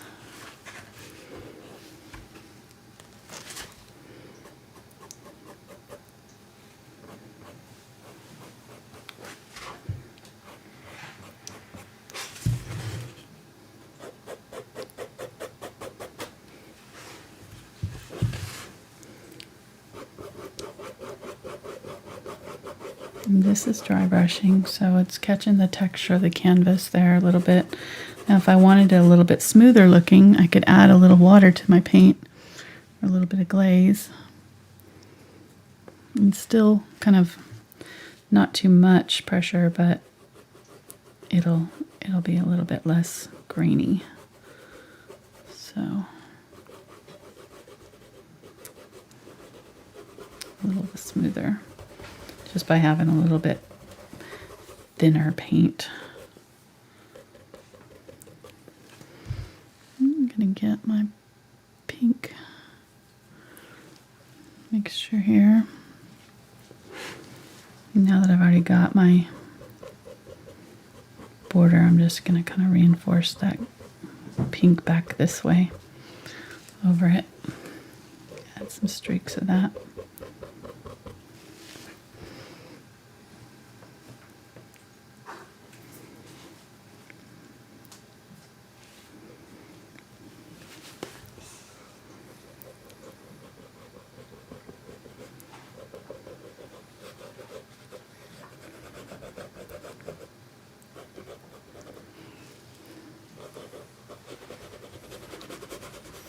Now, if you wanted to change this up a little bit and make it look more like, say, like a tank, well, how would you do that?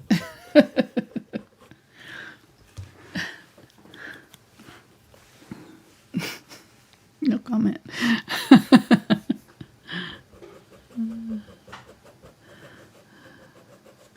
I mean, there's a lot of tutorials in that big flower series. The tank series doesn't have nearly only as many. True. Sorry. It's probably not going to happen. That tank series didn't go over very well.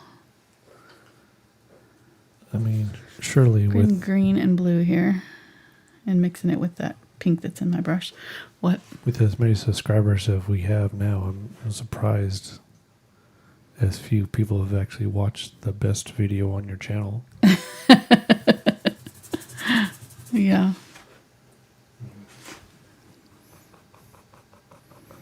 So putting that color down, wiping it off my brush so I'm not adding more color and just using it to pull that color down, blend it in too.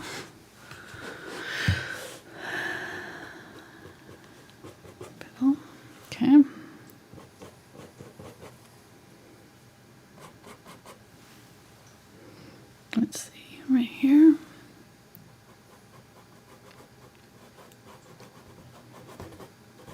little bit of that glaze, blue-green.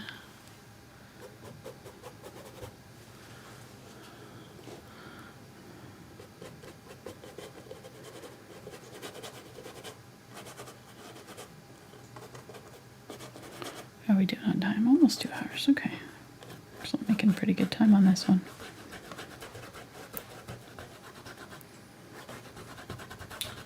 Yeah, we got plenty of time. I mean, you know, it's there. It's going to keep coming.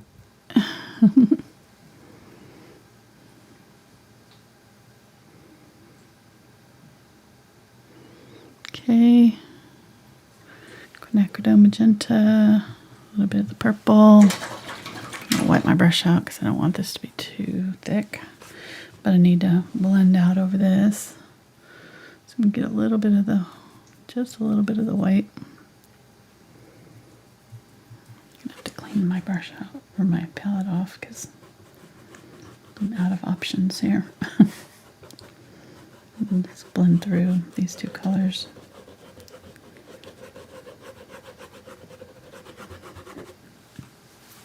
There we go.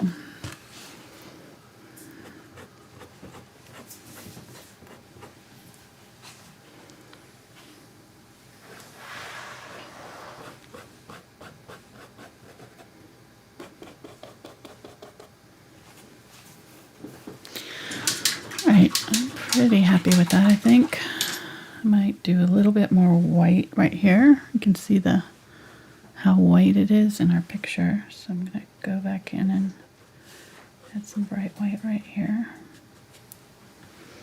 Do it again right here.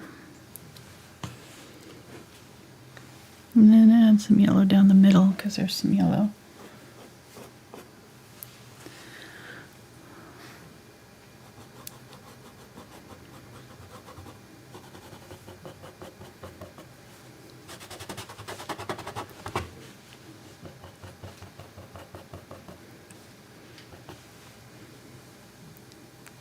Bright yellow.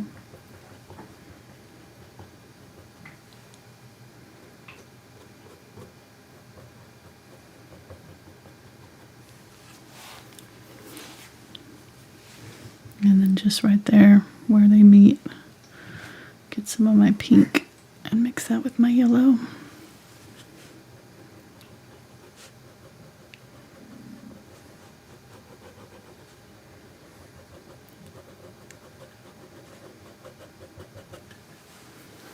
Right.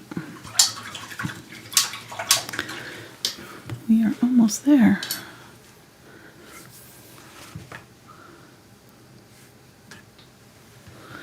Get a little bit more glaze, go a little bit darker right here. Still feel it's not quite there.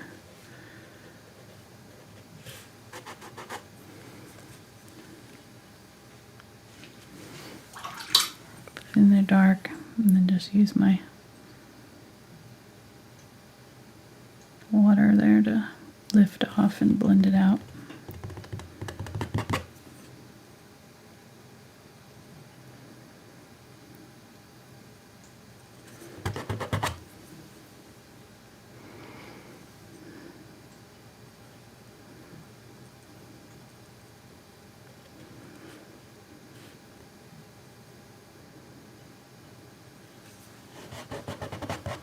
There we go.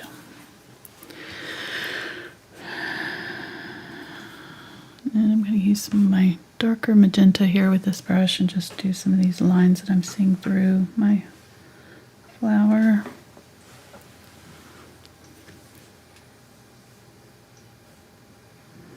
I was doing it with my angle brush up here, but I just didn't do it to this one yet, so just adding some of these thin magenta lines through.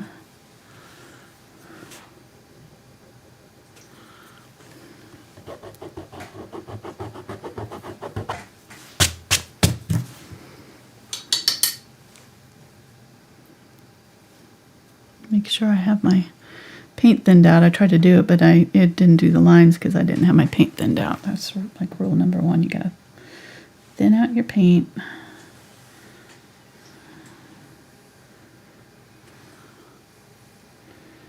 you're doing your lines. lines. They won't do thin if you got your paint too thick.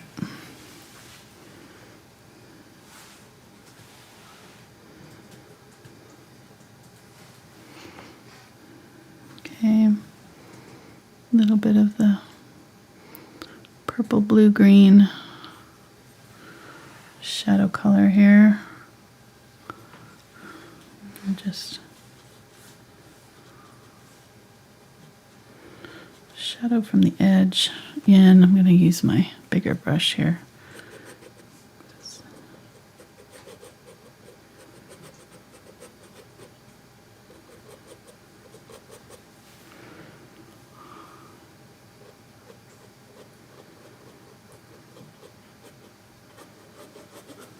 Okay.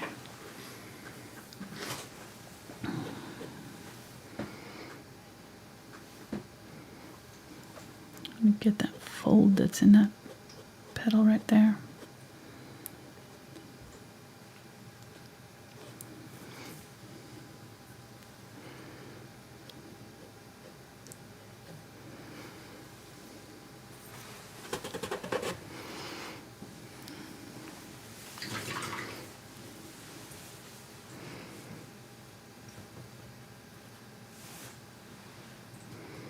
A little bit of green, a little bit of blue. Going back in with that outer border color again.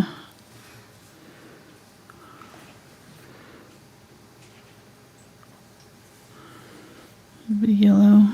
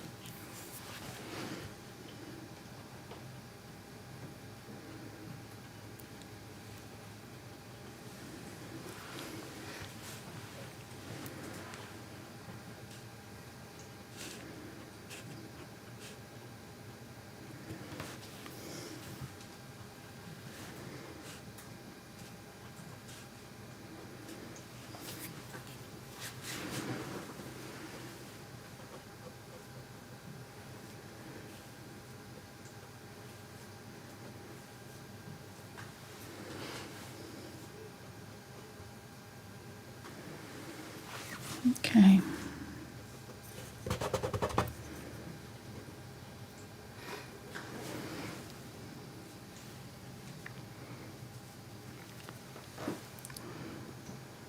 Getting the white or the white and the pink here, and just kind of going through here and softening up this transition between these colors.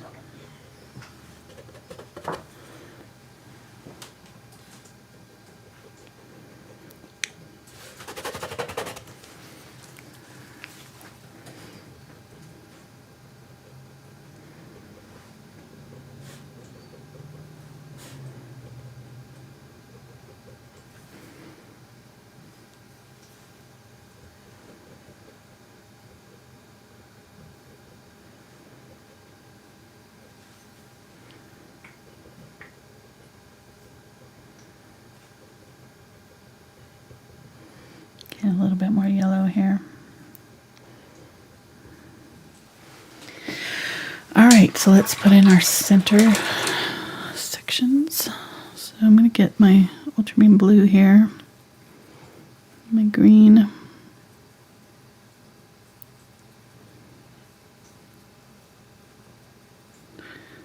let me clear out some space to work because I got no room to blend anymore.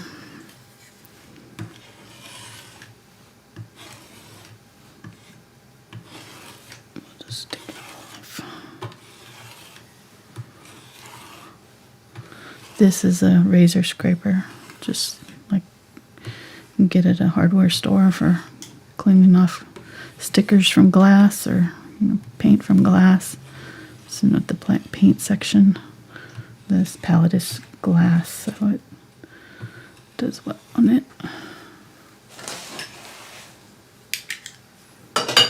Okay. Blue, green. That'll be my shadow color once I get to it.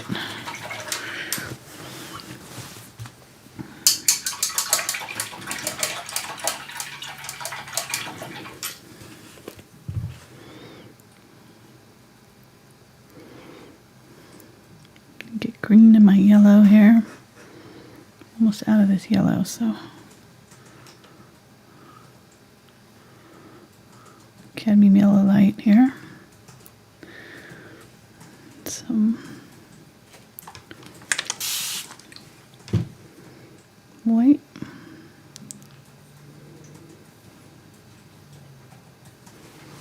Okay. Now I've got it fairly dark here, so I'm just going to go ahead and use what's there, and I'm going to draw my stems of my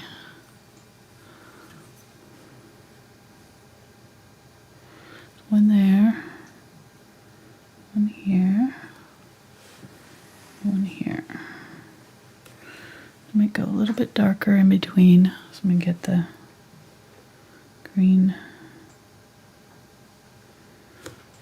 shadow color that I just mixed.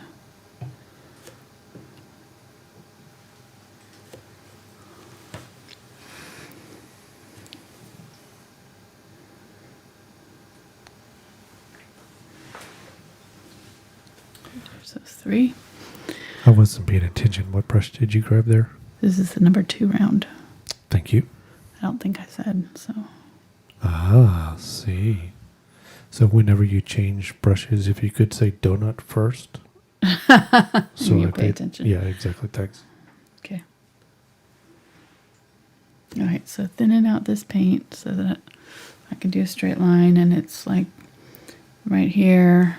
It's coming up against this petal there. It goes to right about here. So right in here, come down.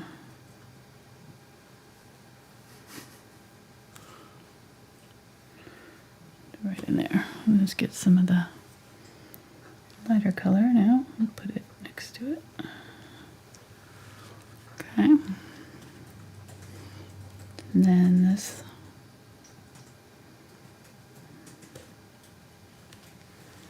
Oh, I know. I messed this up right here. There's a whole section right here I missed.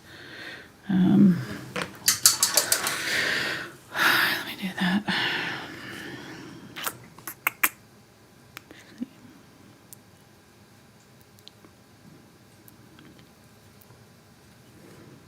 Get some yellow, green, a little bit of unbleached titanium here. And like right in here, this comes in like that, but then it goes in and back out. Right there.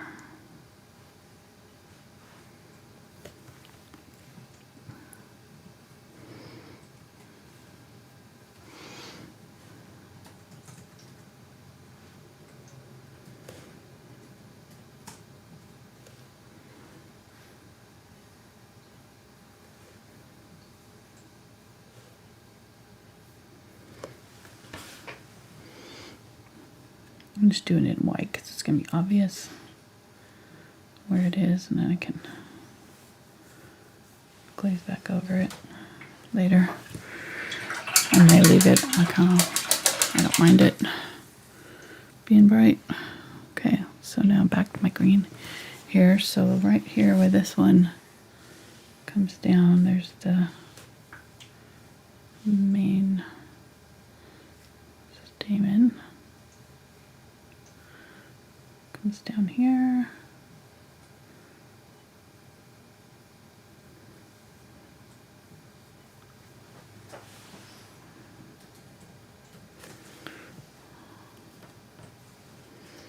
And the tip of it is right in here.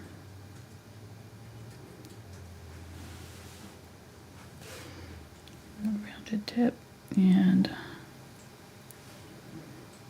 then shadowing it back in here.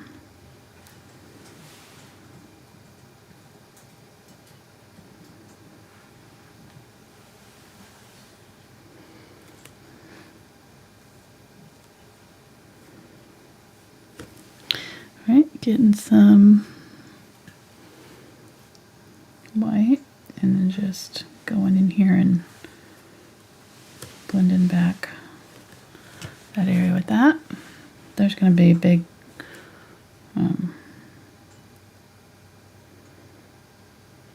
big red thing blocking this whole area, so I don't really know what happens over here right now. It's fine.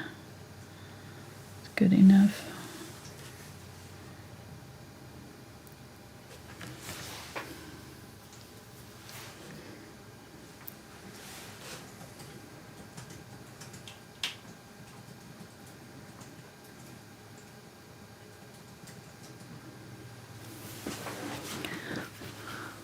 Go ahead and darken this back up. There we go.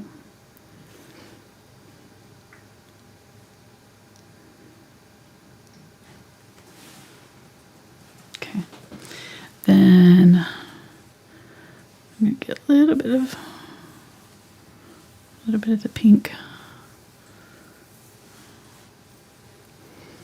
And there's a stem coming right here and one above it, and it goes higher than this one, so somewhere in here.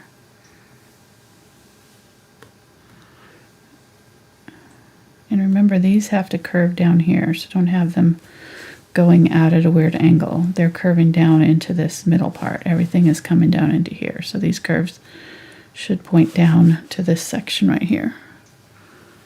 Okay, you're going to get a little bit of the highlight color, put that on there.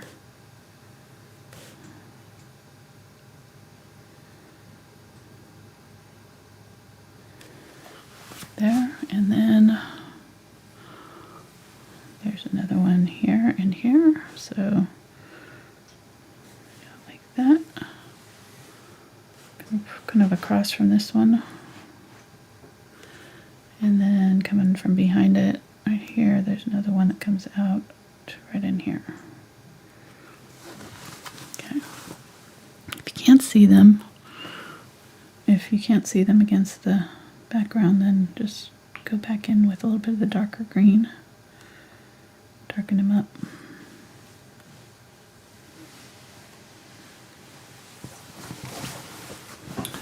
Somebody was wondering if they would be able to use a neon paint for this. Yeah.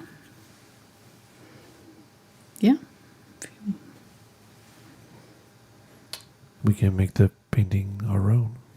Yeah, I'd say the neon's going to be, very striking.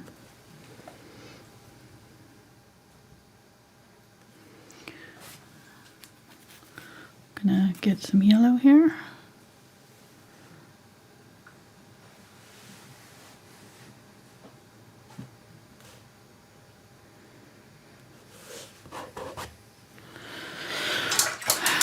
Notice that my yellow right here is not bright enough, so I'm going to try to brighten this up right here with white and my cadmium yellow light, or I'm sorry, cadmium yellow medium. I don't have the cadmium yellow light left. Get a little bit of that.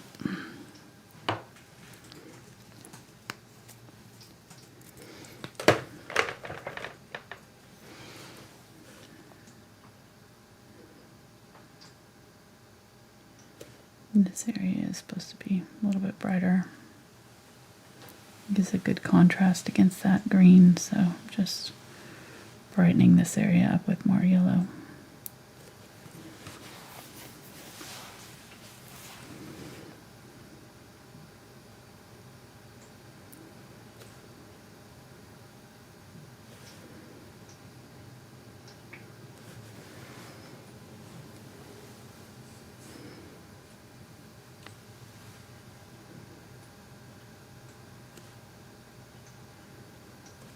Okay.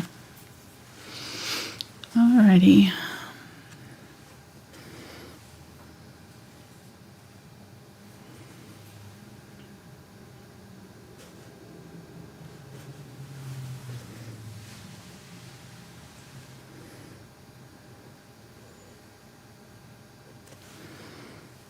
Just going back in here and lightening up these stems just slightly, giving them a little highlight. Doing that on there. Down the middle. This guy.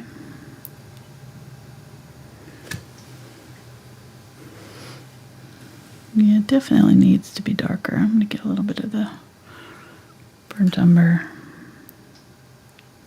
and blue and add that to my green here. Let's darken up this whole outer stem so it sticks out a little bit more.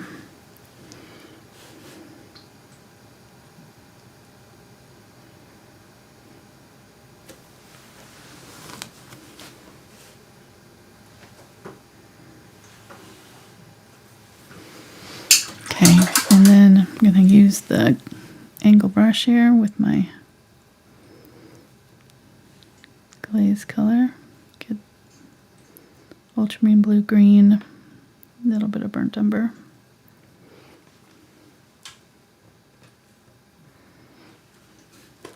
And this should be dry before you do this, so just glazing over this to give a little shadow right down in there. And then I'm going to use this color to shadow right in there too, and then get a little bit of the brighter green.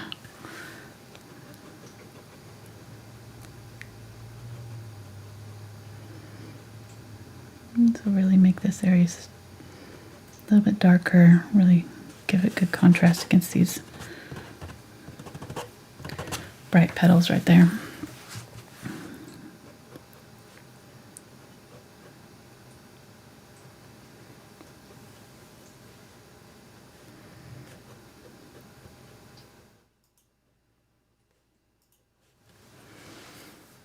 Okay. And then I'm going to use, this is where I'm bringing in the Quinacridone Burnt Orange. Get some quinacridone. Really probably didn't need the Quinacridone Burnt Orange. We could have probably just used the burnt umber with this. Just making a rusty red color. Add a little bit of water to it. My paint's getting sticky here. Just adding the magenta to make it a little bit brighter. And then a little bit of burnt umber, a little bit of purple for the shadow areas of this. So let's go ahead and kind of start it with this, and then we'll add the shadow areas over the top. So I'm going to just tap. The whole thing is pretty rough, and it's just got the pollen on it, so it's all kind of irregular. Just going to tap. Let's do the same thing here. Tap.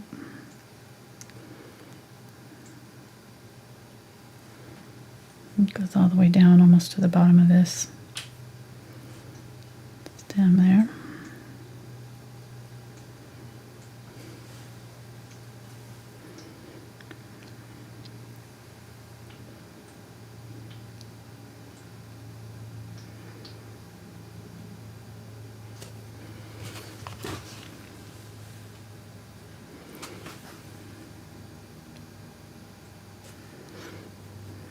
Get a little bit more of the darker.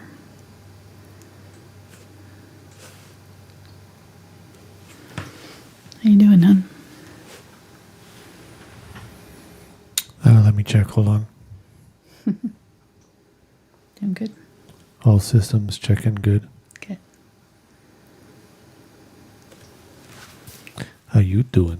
Good. Almost done. This is always the fun part of the painting, because you get to see kind of the fruits of your labor. Everything leading up to this, you're just kind of hoping that it turns out. Yeah, I'm about to lose my you-know-what over here. Are you? And during this part of the painting, yeah. Try not to shout. Yeah, I'm trying to control myself. Okay. Appreciate it.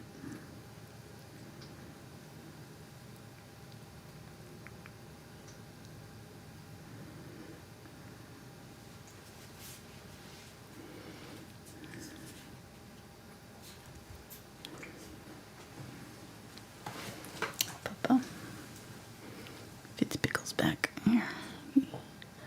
He's like, I heard you were quitting. You were quitting, Mom. I'm getting some orange, adding that to my magenta color. Let's go ahead and, or we can just add a little bit of white to this color too. That'll work. A little bit of orange. And just gonna tap back in now, kind of in the middle. I do need that orange though. I feel like it needs to be a little bit brighter. Okay, don't get back there. You don't need to go back there where all the cords are. He's trying to, okay, he's licking my feet now. You're being weird. Stop it.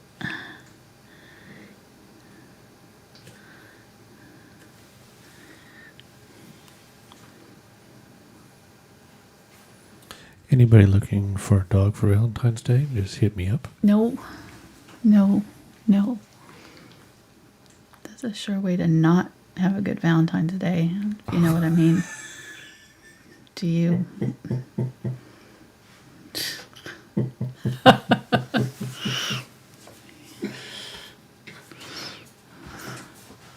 You saying I want to sleep on the couch? Okay. On Valentine's Day? You bought a new sofa bed thing, so I can sleep on there. Okay. Just checking. Just saying.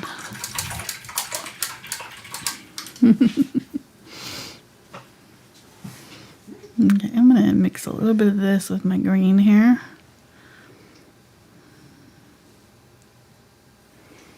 Use that to darken up some of these.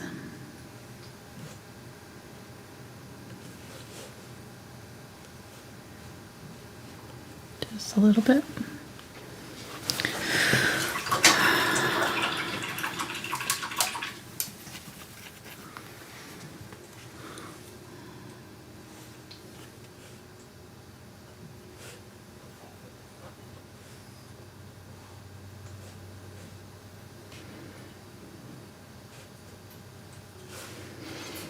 This is not the time to do this, but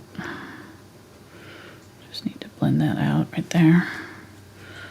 A lot harder to blend when you've got the stuff in the way. Alright, I think we're pretty close to being done. I feel like that's still a little bit too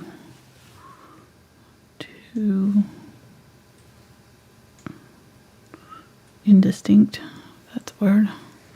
So get a little bit more of the blue in the green here and make this a little bit darker.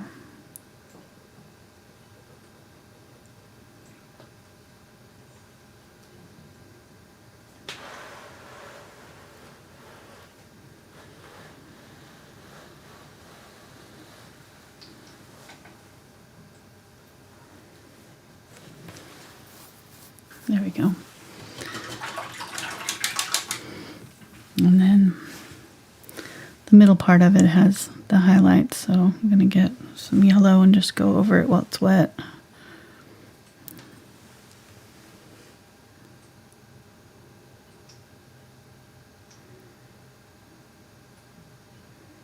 Blend in a little bit.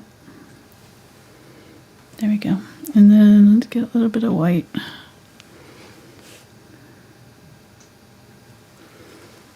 Okay, much better. All right, now there are some water drops on the picture, but I don't think I'm going to add those. You can add them if you want. I've got several flowers with water drops in other videos, so you can look for those if you want to add water drops to yours. But I'm going to go ahead and start painting around the background there. Get my black and this is just carbon black. Really any color would do. It's fine. I just, like I said, I like the black contrast with the flowers. This is what really will set it off. Start to make it Very dramatic.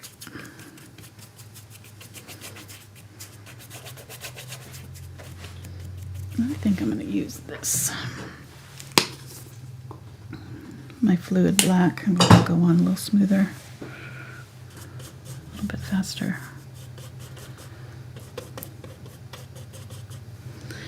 Alright, so push my brush flat so I get a good point here when I'm getting down into these little crevices here.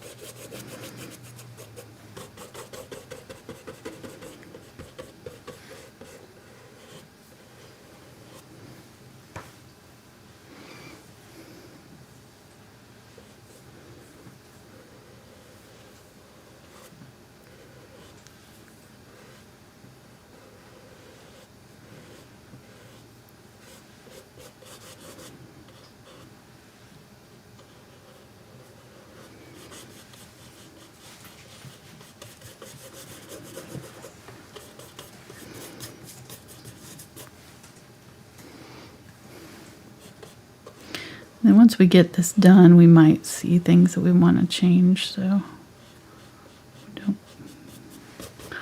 go away yet, but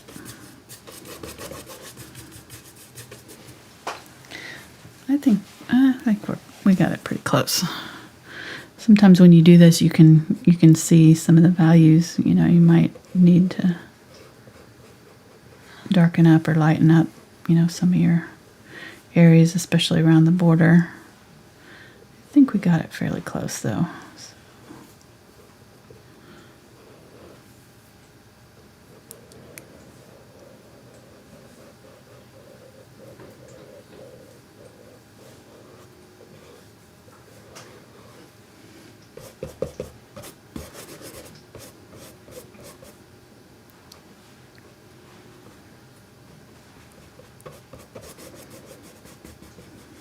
Make sure you're always smoothing out any rough ridges because they will dry. That way you'll be able to see them, which, you know, some people don't mind that. I like my painting smooth usually, so.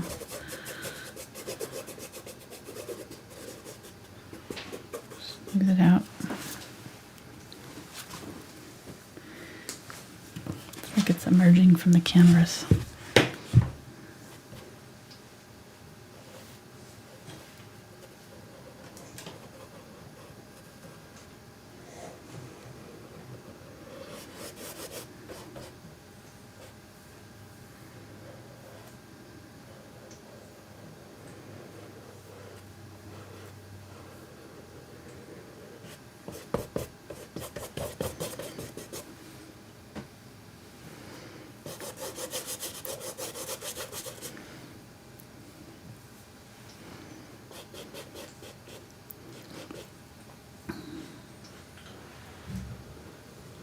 Somebody has asked, could they do the background black first, then the flower?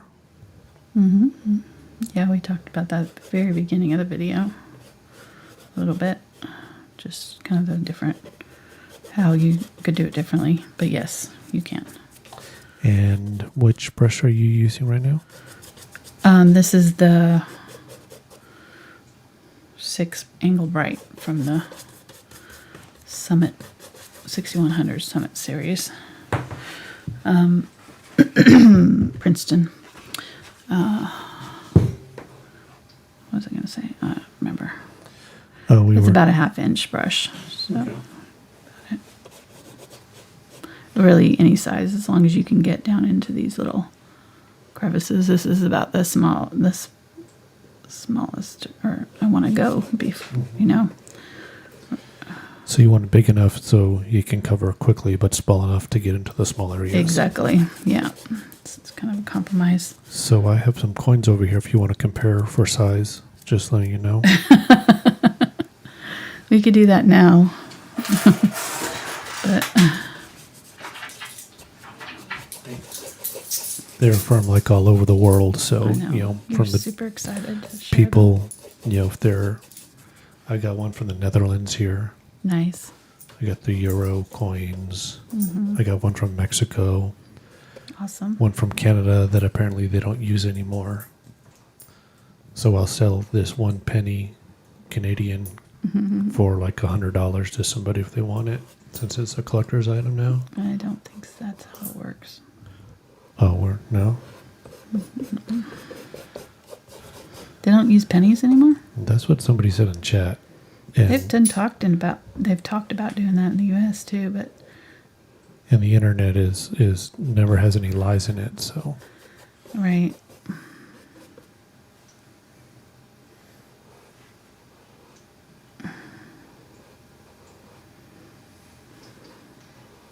Oops.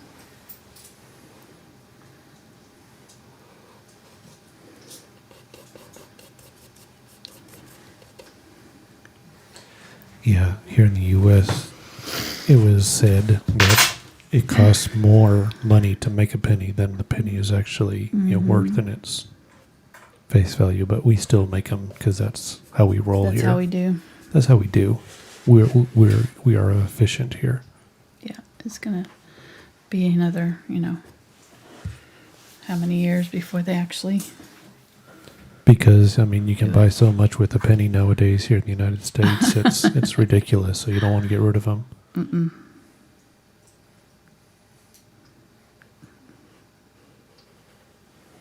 So what they do, just like average it up to the nickel. Everything ends with a 5. Oh, those crazy Canadians! They probably have a 2-cent coin.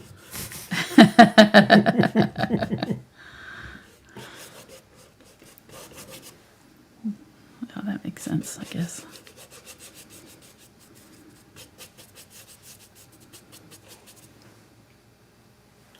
They said yes, they do go up to a 5-cent or nickel or whatever they call them up there. Interesting.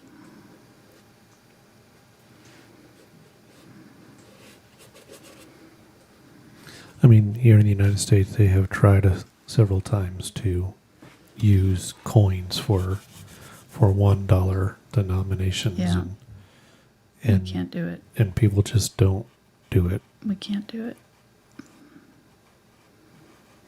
So I collect them.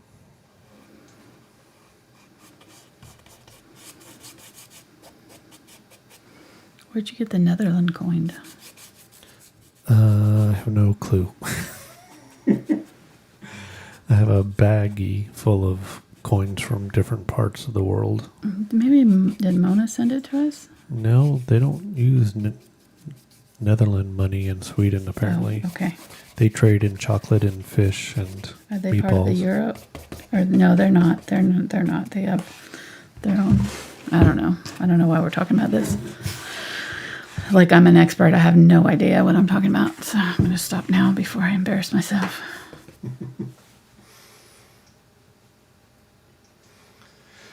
But on to a painting-related topic. So we talked about earlier the patreon.com/AngelaFineArt. You can get traceables at the here in 2021 at the $2 level. We got bonus videos and stuff at the $5 and $10 levels. Check it out. Yeah. Also, our new our website has a new page for patrons to be able to go and pick the video that they want to paint and out of the bonus videos, and it'll take them to the post on Patreon about it. So this just in, the krona is what is used in Sweden. oh, Krona, Mona, get it? I think she's making it up, but okay. no. Which reminds me, I'm still trying to get Mona her brush guys. No, we're trying. I have not So hard. given up Mona. I'm sorry. I've talked to them like 3 times. I need to get it done. This Mona was supposed to get a Christmas gift from us, and I'm having the hardest time since. Yep. But oh well. All right. So just go ahead and go out there and buy yourself something, Mona, and it's from us. You're welcome. Merry Christmas. Don't spare anything. All right. So now this is where you can look at your reference too once you get kind of that black on, because it really does show the different values better. I think we got it. I don't know. I don't really see anything glaringly obvious that I would change. I feel like probably these outer petals are still not quite dark enough. You can see how like they almost disappear down into the canvas. So I think I might just do one more glaze over the top of them really quick. But I'm going to have to make sure that the black is dried. So I'll have to do these ones first. And I think I might just use black to do it. I don't know. We'll see. Let me see how the black looks. But I'm glad we got that dog bed for him. he's laying off.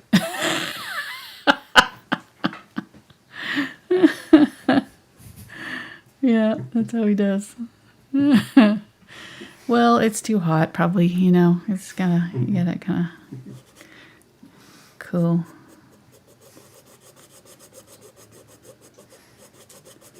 Okay, so just glazing this edge with black here.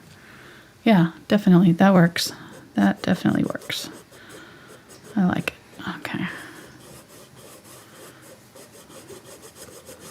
Just toning that down a little bit.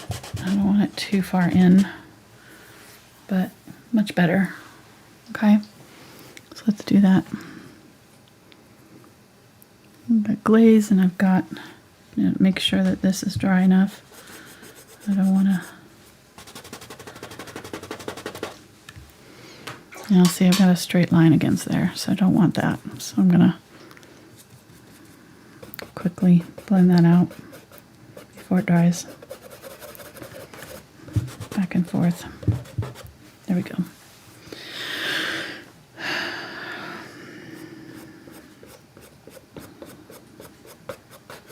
And the nice thing is, because this is black, it's not gonna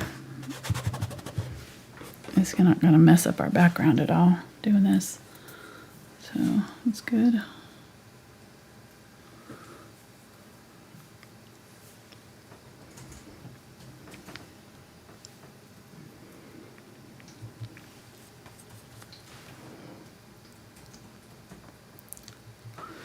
Okay.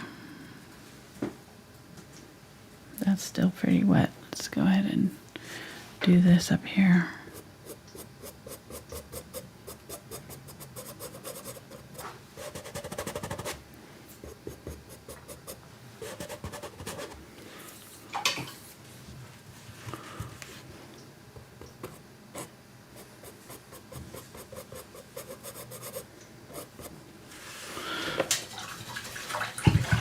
All right, let me do this differently.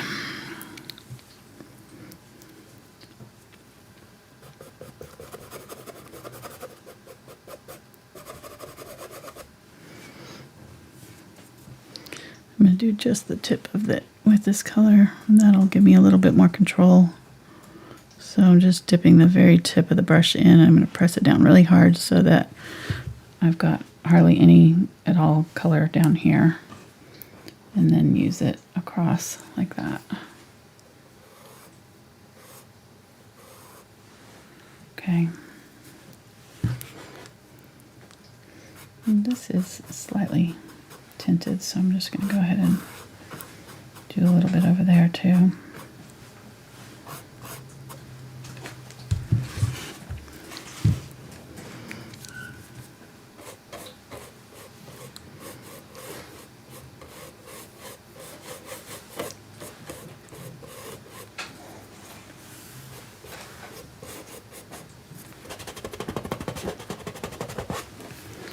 Okay. Then I'll just use my finger just to kind of blend out any places where it's just too obvious, you know. It's just faster than using a paper towel, but you can use a wet paper towel too if you want to. And then this one definitely needs it, like this.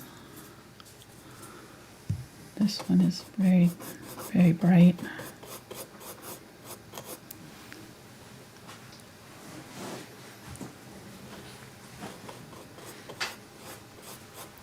Said no one of Mark. This one's very bright. It said no one of Mark. I like it. Notice you're not defending me. I just think it's funny. I'm not going to say. Mm-hmm. Okay, wiping this off. Taking my wet. I just blended back over my highlight, I realized, so I need to take most of that off.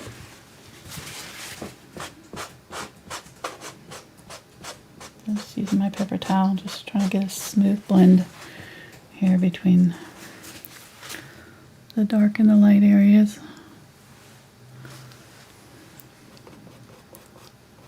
It's really just along that outer edge here.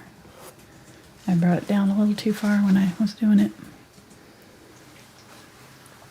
This definitely is helping. I like it. A little bit of dark, some glazing medium. And this is dry now.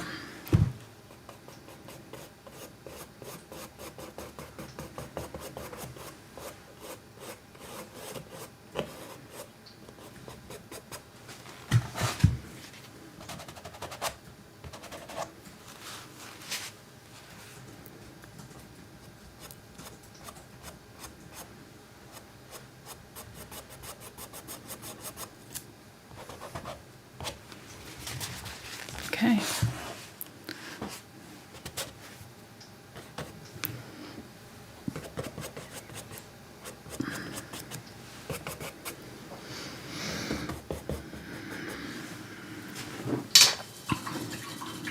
You can see right there, that little area right there where the dark comes down. I need to fix that. So I'm just going to get a little bit of the magenta, a little bit of the black. And right here, just continue that dark edge right down into my flower. Wipe it off. And then just blend back out.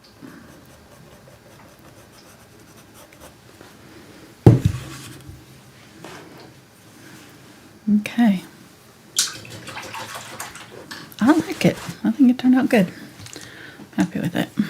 Let's get my liner brush. We'll sign it and we'll be done. Can't sign it in black. Obviously. Get some kind of yellow white color here, kind of cream. Go for it.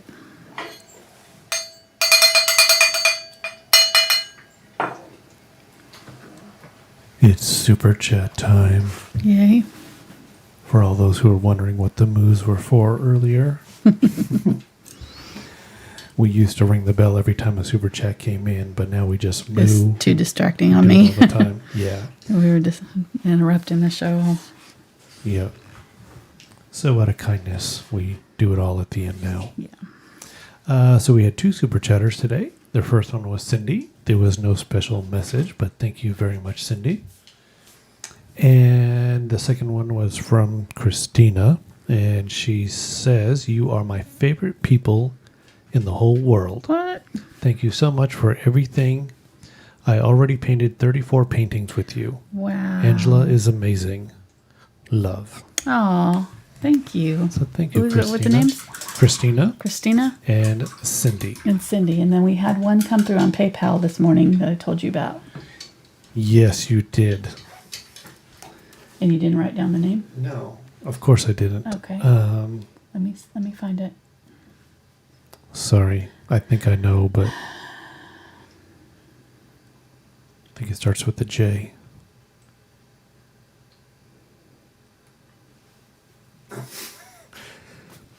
Okay, Janice McCoy. Janice. She said, "Love your videos so much, beginner, and I've been so successful since Christmas. I'm looking for some fish paintings in any medium. The fishing lures came out great. Thanks, Jan from North Clarendon, Vermont." Well, thank you, Janice. So if you see Janice out there in Vermont, swing by, say hi. Tell her thanks. Yeah, thank you so much. And yeah, I am definitely planning on doing some fish this year. I have a clownfish planned, and I might do a trout too. I'm trying to talk my bonus or my my Facebook group for the $10 level. They get to vote on what we paint, and I listen to them because 9 times out of 10, when I go off the rails and do my own thing, they never get very good views. So they know they have a good eye on what is gonna do well. I feel like so. Right now the trout is not. They're not buying it. So I'm gonna keep. I don't know. I think trout are a pretty popular I know. painting to put in your man cave. True. Maybe for Father's Day we can do I one. think a lot of your female painters don't have a man cave themselves, so That's true. So they're probably the guys are outnumbered in that group. There are a few guys, but maybe I should give them more of a vote on the men. But they just don't ever. I don't know. Like I said, whenever I go ahead and decide to, I just want to paint it anyways. Like the Monstera that I did last year. Yeah, I just never is one of my least popular that month. So I've learned to listen to them. All right. Well, we'll quit here. I'm going to keep painting the black border, but you don't have to stay for that. So while you do that, I'm going to let everybody know that if you're new, please first like the video, subscribe. Yes. Also, if you click the show more, the little caret, depending on what you're viewing on, you can see the list of all the supplies. Yes. The brushes, the canvas, all that. There's links to Amazon, the brush guys. There's also a Blick link there. Yes. Social medias. Yeah, if you use our links, it helps support our channel too. So we appreciate those who do that. If you know you're going to be buying some art supplies, if you go through our link, we appreciate it. Yeah, let your significant other know about the links below the video. They can go to the brush guys and get you a nice bouquet of brushes for Valentine's Day. There you go. On my Amazon shop, I have different lists also of supplies, so you can see what. Sometimes you can find them cheaper on other sites, but at least you have that list there. To look at if you don't buy them on Amazon. But some things are cheaper on Amazon, so you just have to kind of shop around and know, brushes often are cheaper on the brush guys for sure. The better. That's why they always sell out of them, I think. And then also you got the thankfulart.com where you can sign up for the newsletter there. Yeah. There's also for people who are Patreon members. Also, there are shortcut links to traceables there too. So there's more than just newsletter signups there. Right. Yeah. The website has all kinds of good information. There's an FAQ page where you can see some of my most frequently asked questions answered and stuff like that. So. And thank you. Here in 2021, there's over 3,300 supporters right now on Patreon. It's You just guys are amazing. We say it all the time, but it's truly incredible. Yeah. Thank you. Mark's able to. We're planning for the day when he can quit and help me full time, and it's all because of you guys supporting us on Patreon. It's been really amazing seeing that. It's very humbling. All right, wanted to separate out these two petals here, so I'm just going to get a little bit of that black on the tip of my brush here, and I'm just going to go along right there and just going to add a little bit of a separation right there. And all these people leaving early, they're going to miss the $1 million giveaway. Jeez. Everybody's leaving? Yeah. Oh, sorry. Yeah, they thought we were done, but oh well. Get some more chance for everybody else. All right, that's good. Let's quit there. Well, no, I'm going to do it on all of these because they all kind of need separation right there. Okay. Phew, that turned out good. I like it. How long? So almost 3 hours. All right. Well, Not too bad. 2 hours, 40 minutes, 45 minutes. yeah. Not bad, actually, for a large flower. Yeah, that's true. They always tend to take a little bit longer. So I'm just going to touch that up there. All right. Let's go get some snacks. Yeah. Make some dinner. Our next free YouTube video will be on Tuesday. Yes. And that is going to be We're going to paint a chair. Ooh. It'll be our third in the beginner series. It'll be a little bit more complicated than some of the other ones, but we're going to talk you through it step by step. And we'll be going over how to do very simple flowers, doing some dry brushing, and other techniques like that. So each of the beginner series that we're doing, we're kind of building new techniques in. So this one will kind of build on what we've already learned, plus some new stuff. So I think it'll be good. And it's also the Pantone colors of the year. So Ooh. we're going with that theme. Sweet. All right. Thanks, guys, so much for hanging out with us. We so appreciate you, and we will see you next time. Bye.